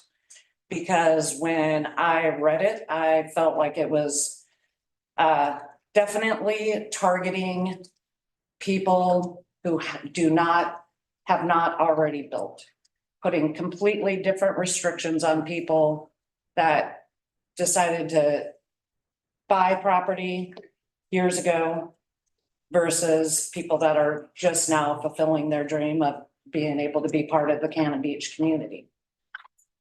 And I'm not sure that, when I read it, I was very concerned with the restrictions not being practical, feasible. If you take a 5,000 square foot lot and you're forced to replant 4 trees per tree that you take off, and then try to keep them out of the property line, the easement area or near the property line, there's no way that you're going to be able to put that many trees back on 2,500 feet. I'm a gardener. I love trees. I probably have, how many, 150 arborvitaes? Yeah. I probably have We know over 100. 4 dwarf dogwoods. I've switched to maples instead of great big fir trees anymore. So he gets to blow up all the leaves now instead of picking up all the pine cones. Significant trees, huge trees, I agree, do not belong on a 25-foot building footprint. They're gonna be dangerous, they're messy, they're gonna create property damage either to my neighbor or to me. And if something happens with a tree on my piece of property that I couldn't take down and it damages somebody else's house, who's gonna get sued? If it damages somebody personally or their property. And so I really hope that everybody reconsiders this amendment to the tree protection plan because I too want to live my dream. And I promise you, if I am able to build a house in Cannon Beach, I hope that everybody is impressed with my yard without having dangerous trees on my lot. Thank you. Do we have anyone else here who would like to make a comment? Yeah, Go ahead. I was gonna keep my mouth shut, but it's Mark Pavetta, 4521 166th Avenue East, Bonnie Lake. Two addresses, same people. 123 West First is where the lot is, 153. or 153, I'm sorry.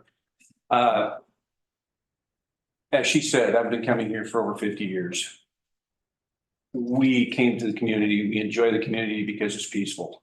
I grew up in a city, when I was born, it had 923,000 people in the entire state of Washington, and now it has close to 8.5 million, okay? So I know what growth is. Growth is something that comes with, you guys built the city. You built the city, and it's kind of like the movie, build it, they will come. Well, you built it, people come. And so you're gonna have growth. And when you have a 5,000 square foot building lot with 2,500 foot of setbacks on it, and then you plant, or you have a couple of trees that are, everyone's calling them, whatever they're calling them, they're big trees, spruce trees. What did you call them? They're Sitka spruce, but you're calling them significant trees, pardon me. You're calling them significant trees. That's great, but when the lots were divided originally by the city, those significant trees weren't planned. They just happened to be. And so with the significant tree, by putting in a house and then replanting trees where they belong so they aren't affecting home, is going to be better for the city. It's better for the community, it's better for the future. Those trees are going to grow. That house that we are trying to get in order to build, plant a tree now, when that house is 50 years old, that tree is going to be 50 years old, okay? The tree now that's there, I'm going to say it's probably in that 35 to 50 year range. By the time that house is 50 years old, that tree might be 100, it might be diseased. And right now it's going to cost roughly $13,000 to $15,000 to take it down. In those days, who knows what it'll cost and how many other neighbors it's going to affect in taking it down and trying to dispose of it so you can plant a new tree. So one of the things you might take into consideration is looking at the smaller lots and looking at the tree planting plan after the design, with the design of the home, and be part of it, and they can grow together.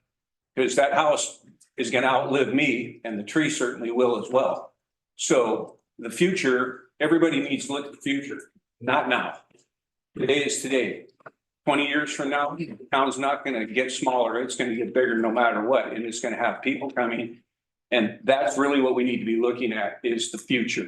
Yes, there are more trees than there were 50 years ago. You can look at it in any map of the Western United States and see there's more trees than there was 50 years ago when they cut them all down, clear cut them, and didn't replace them. You guys are doing a great thing. And I'm glad it's the first revision because I think it needs some work. Thank you. Thank you. Thank you. Is there anyone else in the room who would like to make a comment? Yes, come forward.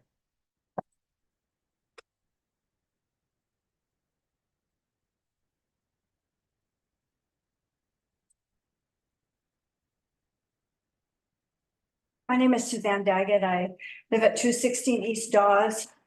I'm in one of the lots adjacent to Kim Stevens' property. My family has had property here for over 30 years. We've lived here consistently for the last 10. We've owned at least 3 homes. My father's mother family built in Colvana when there was nothing there but trees. So we have a history here, and I find it really valuable. I came from Minnesota, lots of trees. I value them, but I also value the right to live in a community that's safe.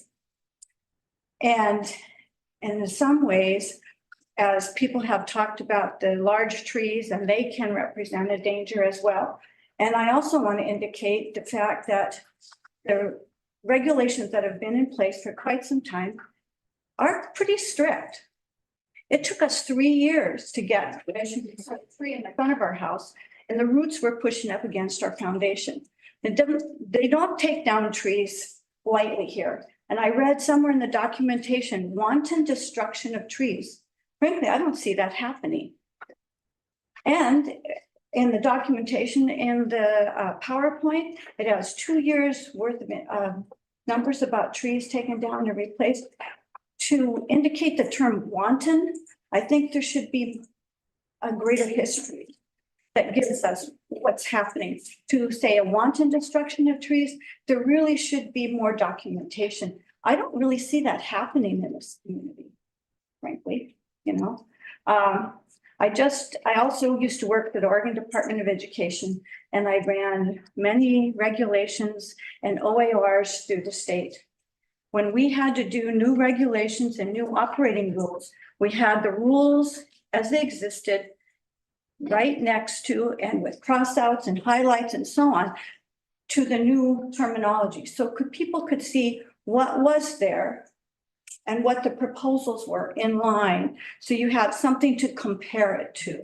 Right now, you look at this large document and this large document, and you really can't see the differences between the two. So it's a helpful process so that people can see your process, your protocols and so on. Anyway, I just wanted to say that I agree with Mr. Ramey that there are a lot of more pressing activities in this community that are going to need a lot of thought. Not that there's anything wrong with this, and I think we should consider the process, and I am too. I'm glad this is a first draft. But there's a lot of other activity that people are going to be more invested in right now. And I think that's a long process, and it really needs to be done thoughtfully and carefully, because people's livelihoods, their investments, property and livelihoods here are important, and they need to be considered. Thank you. Thank you. Would anyone else in the audience like to make a comment? Robert, do we have anyone online? We do. We have 2, 3. Start with CJ Hughes. Mr. Hughes. Cool. Can you hear me? Yes, we can. Cool. Thank you. And I want to apologize in advance for submitting the testimony late. I'm actually in an airport right now, so I apologize for that. I want to give a quick, so I'm CJ Hughes. Our address is 6509 Sunnyside Avenue in Seattle, Washington. And I want to address the point kind of made earlier as well about people from Portland and Seattle, and kind of give a connection to my history of Cannon Beach, which actually included frequent visits to my extended family and grandmother, which is where my connection has been for over 30 years. But I think unlike a lot of people that may have had visits out to Cannon Beach, some of my trips to Cannon Beach were actually specifically focused on visits to see trees. And we would frequently take side trips to Sequoia National Park, to visit the Dorner Fir Tree in Myrtle Point. And these are trees that when I think of significant trees, I think of as very significant trees. They're over 11 feet in diameter. And I grew up with this and have a deep appreciation for trees and also for our natural flora. And I definitely want to help preserve it. The challenge that I have with this as it's proposed right now is when I hear the issue of trying to protect trees, what I see behind the scenes in some of the language that's being used is making it really, really difficult to actually construct new property and to make amendments to existing structures, which at the end of the day, I believe that with the data that we've looked at and Tim kind of mentioned earlier, is going to result in an increase in costs of living as well as increasing costs to build in Cannon Beach. And I want to just connect the dots between the arguments that Tim had shared as well as Jay Orloff, and say that for the lot that we have and are proposing and working on plans for right now, I expect it would be at least $65,000 of contributing to the tree fund. And if you look at the median value of property in Cannon Beach that's undeveloped at the moment of $250,000, that's 25% of that lot. And I fully expect that if that becomes the new cost of building, that's going to get factored into the real estate prices And while there are going to be some people that are able to afford that and build the house of their dreams, as I think mentioned previously by some other people here, it's going to become very, very, very difficult to keep up with the city's goals, especially about encouraging families. So I'm happy to provide that data, and I'm happy to talk to the members of the Planning Commission in more detail about that aspect of things. And I want to recognize that the spirit of the changes are something that my wife and I are both very aligned with and hope to become part-time and eventually, hopefully, full-time residents of Cannon Beach. But I think there are other tools available in the spirit of helping to make that possible. Thank you. Thank you. The next person is Allison Reynolds. Ms. Reynolds? Yeah, good afternoon or good evening, planning commissioners. I'm Allison Reynolds and I'm a land use attorney with Stoll Reeves. My address is 760 Southwest 9th Avenue in Portland, and I am here representing 564 Oak Street 2 LLC. The owners of that property have both a home in Cannon Beach and an adjacent lot that is vacant, but that they hope to develop with additional housing in the future. And we also provided a letter today, also late, so I don't think it made it into your packet with more detail. But we wanted to testify this evening to just highlight a couple of the issues we raised. So first, I'll say it's really encouraging to hear that the focus group proposing these changes is concerned about developing housing. We strongly agree that more information on how these new rules will impact housing development and affordability is needed. And we saw in the staff report that several experts on trees and vegetation were consulted when developing these rules, but it doesn't seem like staff or others worked with builders, architects, developers who actually create housing. And so we'd like to recommend that before this goes to additional hearings or comes back or goes to city council, that folks pull together a stakeholder group with those who are actually involved in the development of housing to try to refine this proposal and address the concerns that have been raised. We also think the proposal needs to evaluate how these rules comply with the comprehensive plan as a whole, rather than just the policies that are directly related to trees.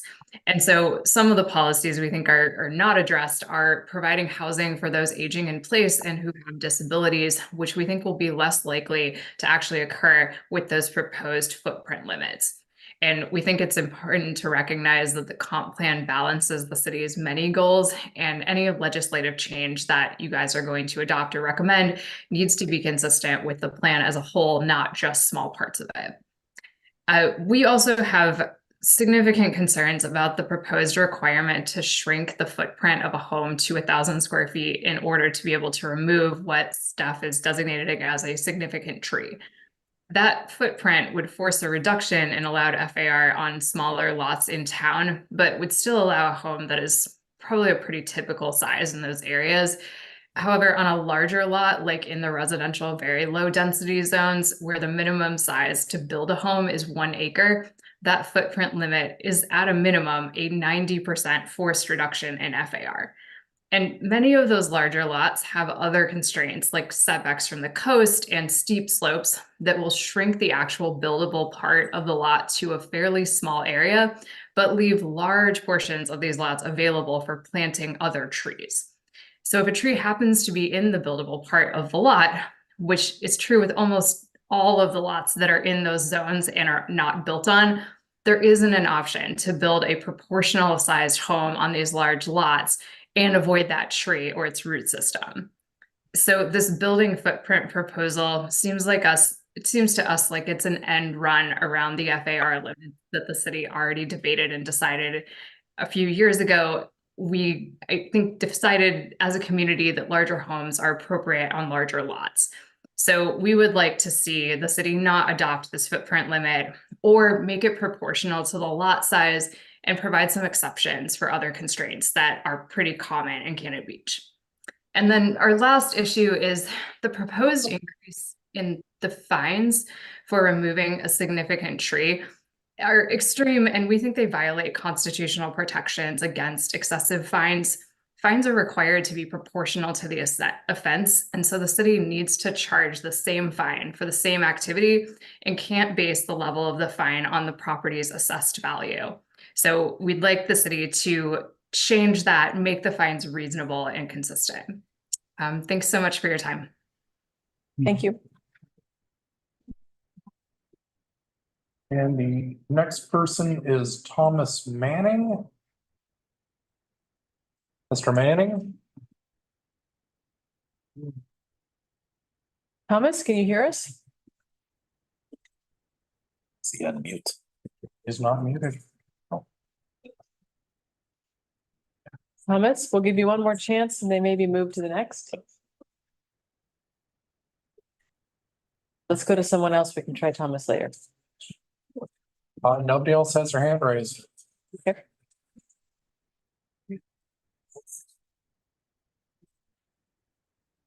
Thomas, do you want to try one more time? You don't know he has the phone, but he took it down. All right, I think we'll move on. At this time, unless there is any further comments from the audience, I will be closing the hearing. I had one more comment. I didn't use all my time yesterday. That's okay. You probably- One sentence. One sentence. One sentence. One sentence. I read all the commentary that was provided in the packet, and one thing that stood out to me, that someone wrote in, and they said tree planting should be an investment and not a liability. And I think you guys need to take that in consideration. Thank you. Okay, at this time, I will be closing the public hearing and we'll be moving to consider, oh, One more. one more, okay. A little difference here. Hmm. Talk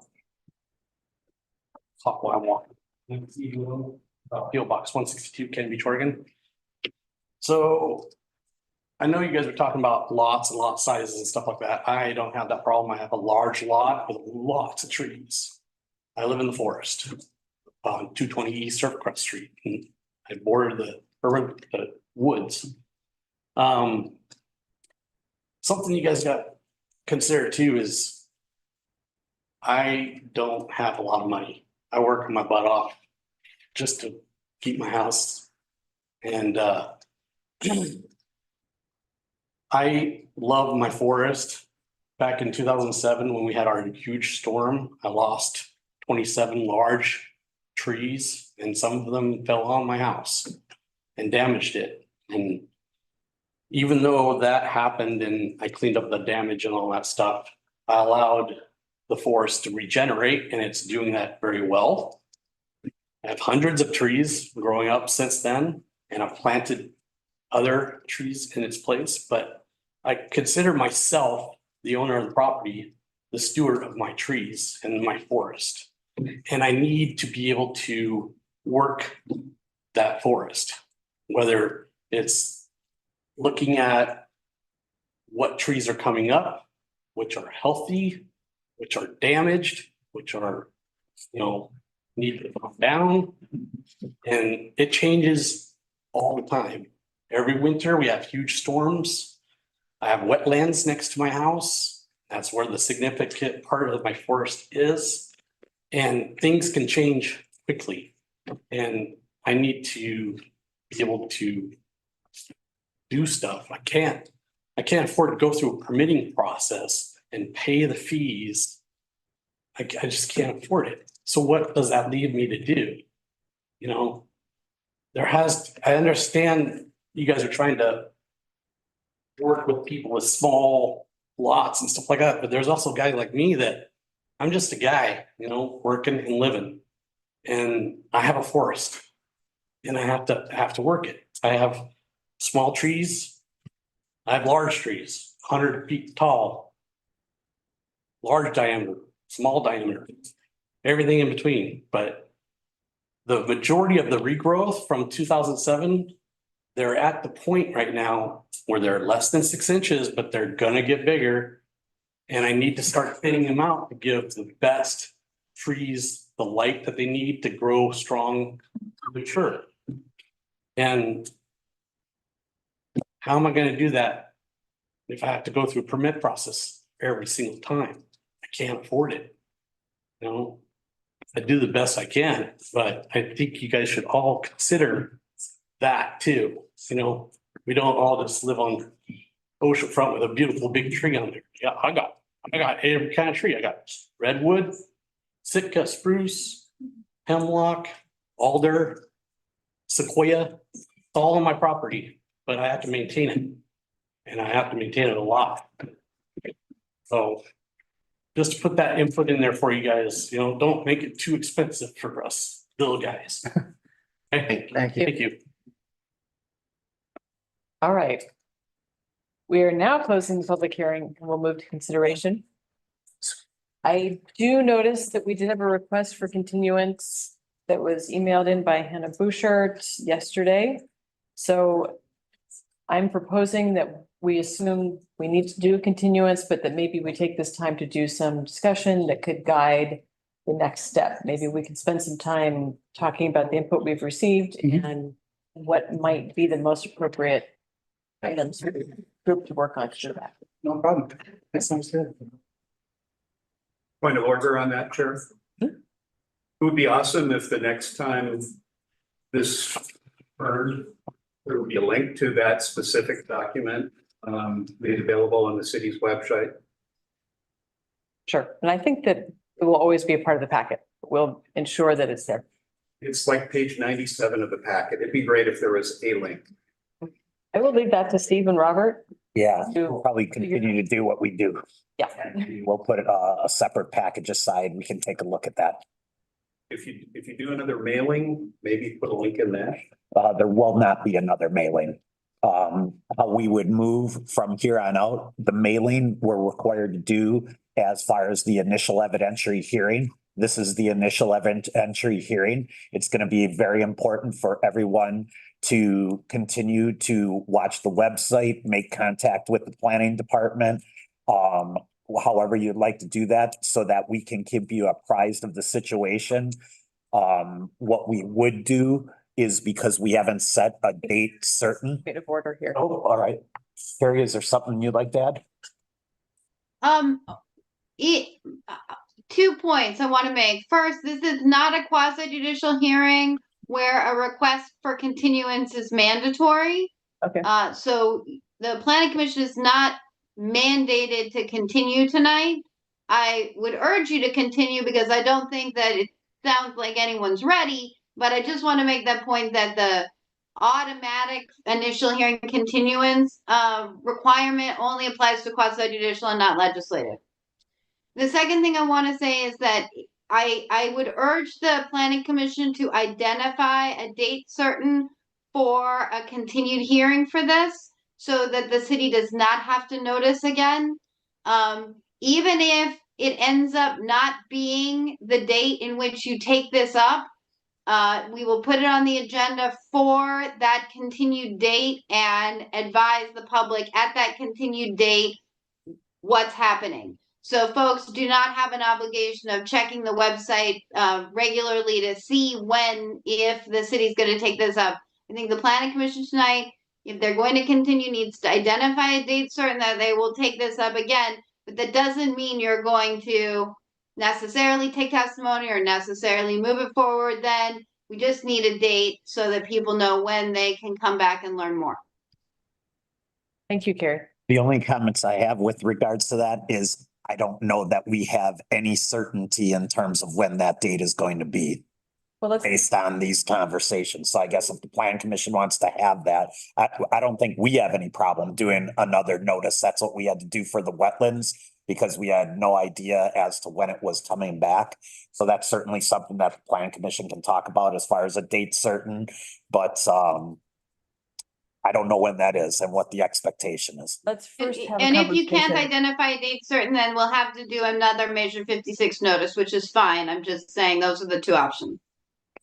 So let's first have a conversation about whether we are continuing. If we are, I think that we could also have a conversation about what makes sense in terms of how long we want to continue this. So since this is not a mandatory continuance based on that request, we need to have a conversation first.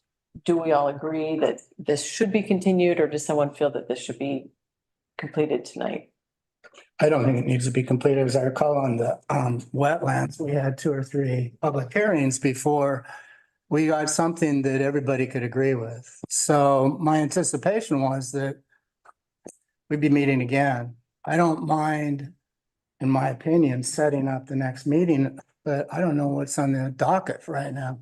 Have any idea? I mean, there's some items on for June. I think June would be way too quick to put this back as far as on to next month. I don't know how far along we're gonna be at this point in time. Oh, I mean, the gap between the wetlands, I believe, was October to January. Yeah. Between the time that we had hearings and then again, in March.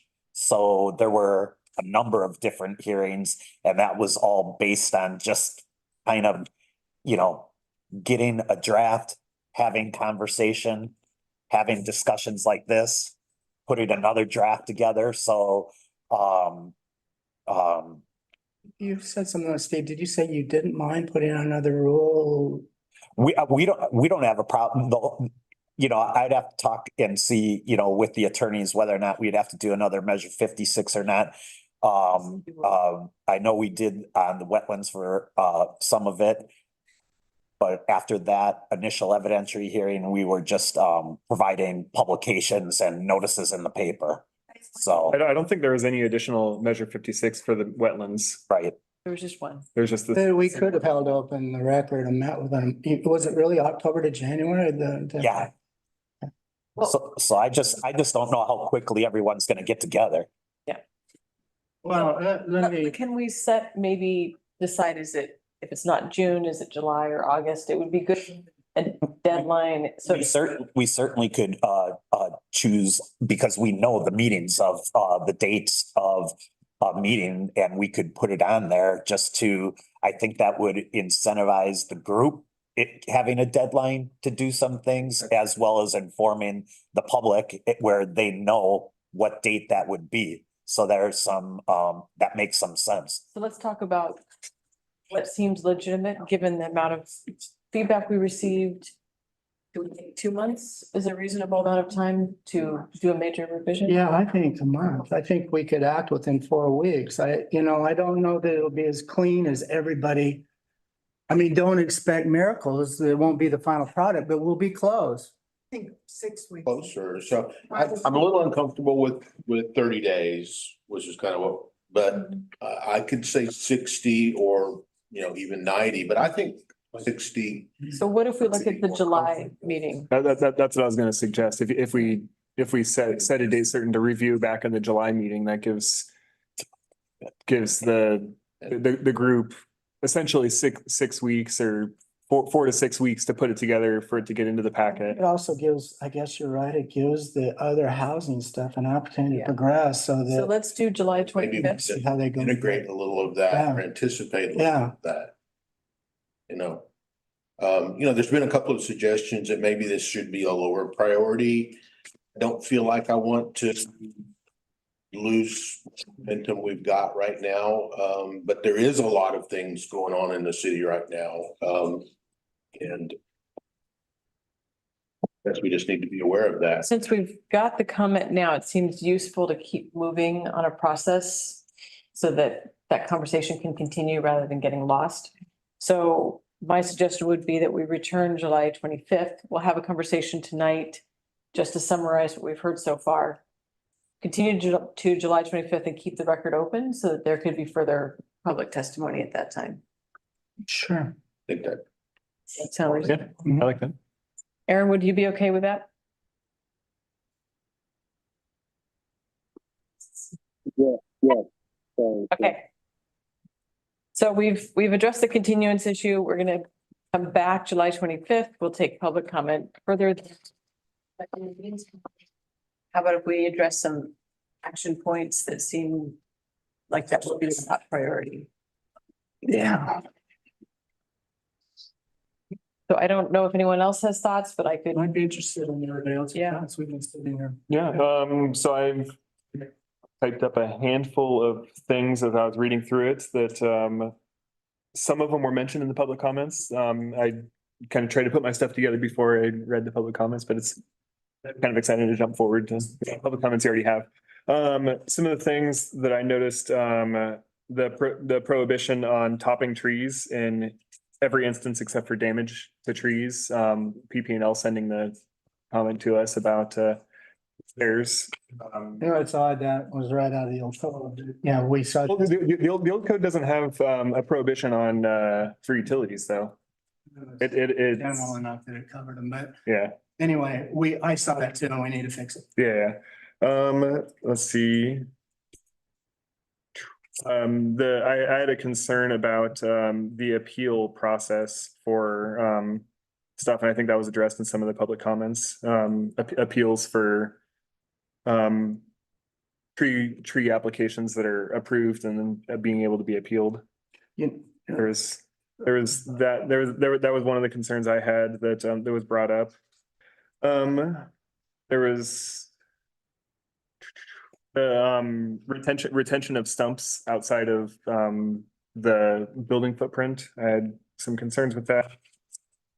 Oh, I guess the biggest thing to start with that is probably a point of discussion for like city overall is there's a lot of references to arborist, and there's an occupation, urban forester, that exists that is someone that combines a lot of the certifications of a arborist with the integration within municipal codes. And I've worked at a couple other cities, a city of Houston, city of McAllen, that employed a city urban forester, that their job was to look at all the tree, the entire tree canopy for the community and that sort of thing. So if that's, I don't know what if that's something that the company that Gerhardt works for, if that's We can something that's involved in there, maybe consulting with an urban forester in terms of looking at our existing tree stock in town and where we stand in terms of what is needed for this. I think the problem that you're gonna run into is, again, with so much going on, the budget is limited. Right, everyone on, I think the focus group actually would love to have an inventory, but you're talking a lot of money. At a time when, we're going out with bonds and stuff like that, so I don't know, it's worth looking at, honestly, to see if we can figure out a different way to get at the same thing. Well, there's a program out there where citizens can go out, they can't evaluate the tree, but they can at least identify all the different locations. Yeah. And so you can start to get an inventory that way, but you don't, the expertise is on the tree itself. Is difficult to find. Yeah, well, and a lot of the tasks that it looked like were being assigned in the new code were tasks that someone like an urban forester that would be within their wheelhouse. Someone that's employed as an urban forester. I'm not familiar with that particular job title or description, but certainly one of the common themes is a lot more interaction with a knowledgeable arborist, somebody who can assess a tree for whatever reasons, and that really doesn't exist in our current code. No. Yeah. We've had conversations with Public Works and various people within the cities, and so those, they're being made aware of that increased need, but I don't think we've talked to the level of, well, it's good to consider. Yeah, but it's a good point. There is a big need for that. Yeah, and then I had other concerns about the size of tree replacement and the number of trees to be replaced. So that was brought up quite a bit in the public. Good point today, and we need to go back. Yeah, I think obviously where the biggest comments are. Yeah. I think it would also be useful, as Will Rasmussen raised in his comment, to make sure that all the language is clear and objective. Do that double check. And He brought some good points, and I think that's gonna be fixed. that seems like that's definitely going to be a point that could be problematic. And that's Right. something. I just wanted to point out that the bill did provide some initial comments in January, but our office has not provided a thorough evaluation of this draft. We wanted to see how you all came together on the substance first before we went surgically at the language. Super, thank you, Carrie. And that will be important to include. Absolutely. Very good. Yeah, so I was just gonna make a comment that one of things that I was interested in was trying to incorporate as much of what we considered the really good efforts that Public Works does with the city trees and see something like that mirrored on the residential side.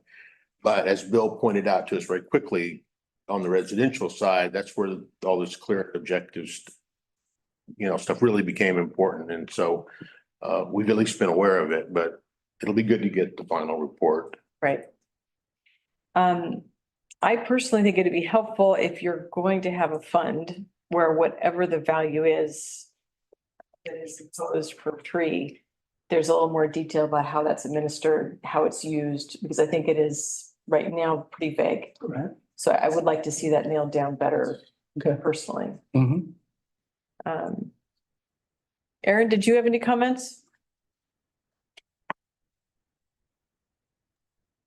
No, I think everything's been well covered. I did like the idea of a certified master arborist being involved somehow, though. I think that was from Jay. Thanks.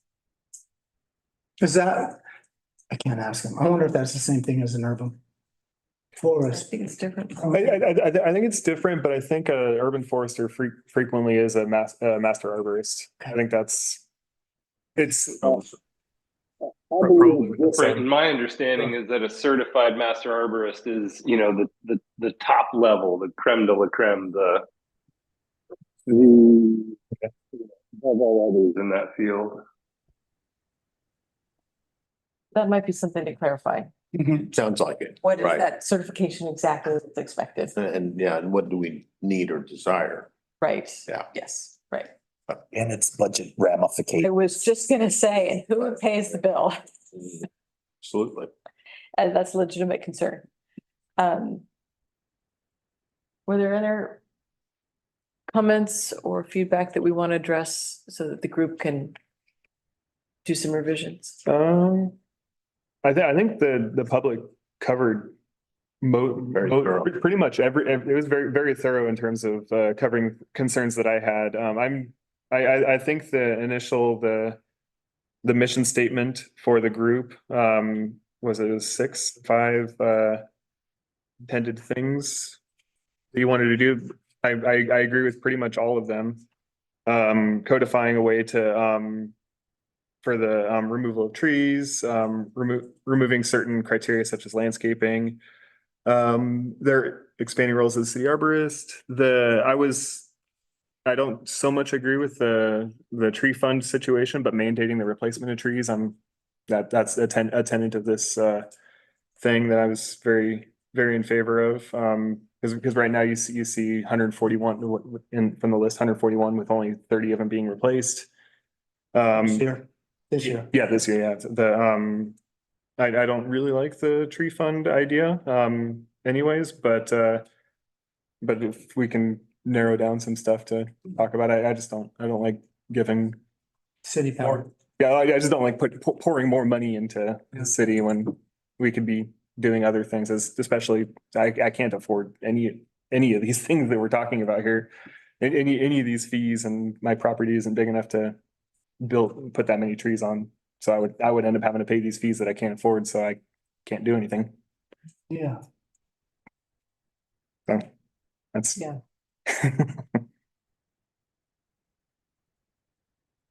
Okay, if we don't have any further discussion, close the discussion. Is everyone? I think we're finished. We might want to make a motion just to continue until that date's certain. And what date was that in July 25th. I move that we continue until July 25th. Is that possible? Yeah. And we'll leave the record And open. leave the record open. Second. We've got a second. Tessa, would you mind calling the roll, please? Commissioner Ostrander, Yes. Commissioner Matusek, Yeah. Commissioner Bates. Yes.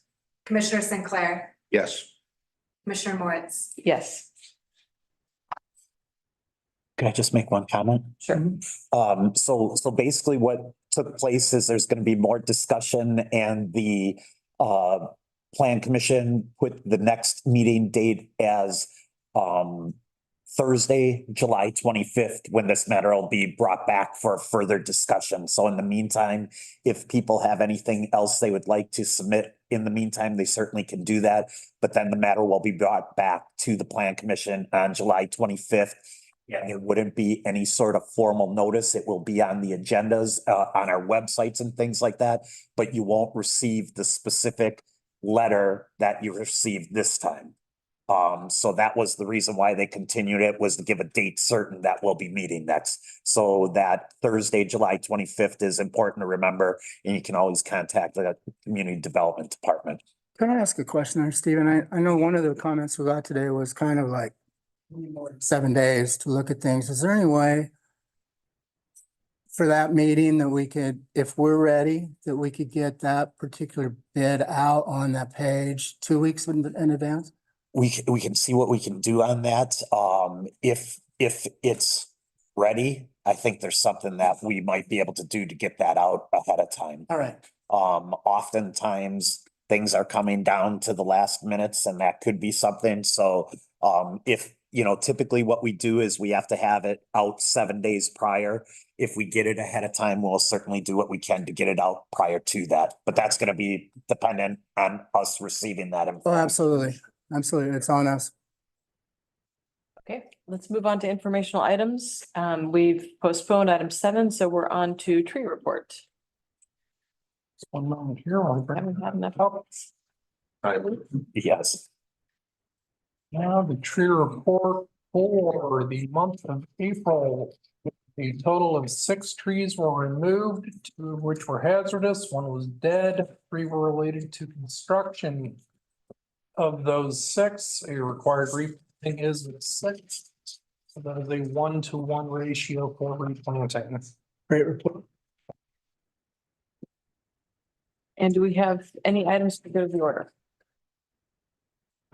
Just the next week, next Wednesday is the joint session, that we'll be talking about housing and other code stuff. I'm assuming there's gonna be other code amendment discussions, but it's probably gonna be pretty much housing discussion, Zoning and what we need to do to, you think we need to do to start incentivizing a little bit.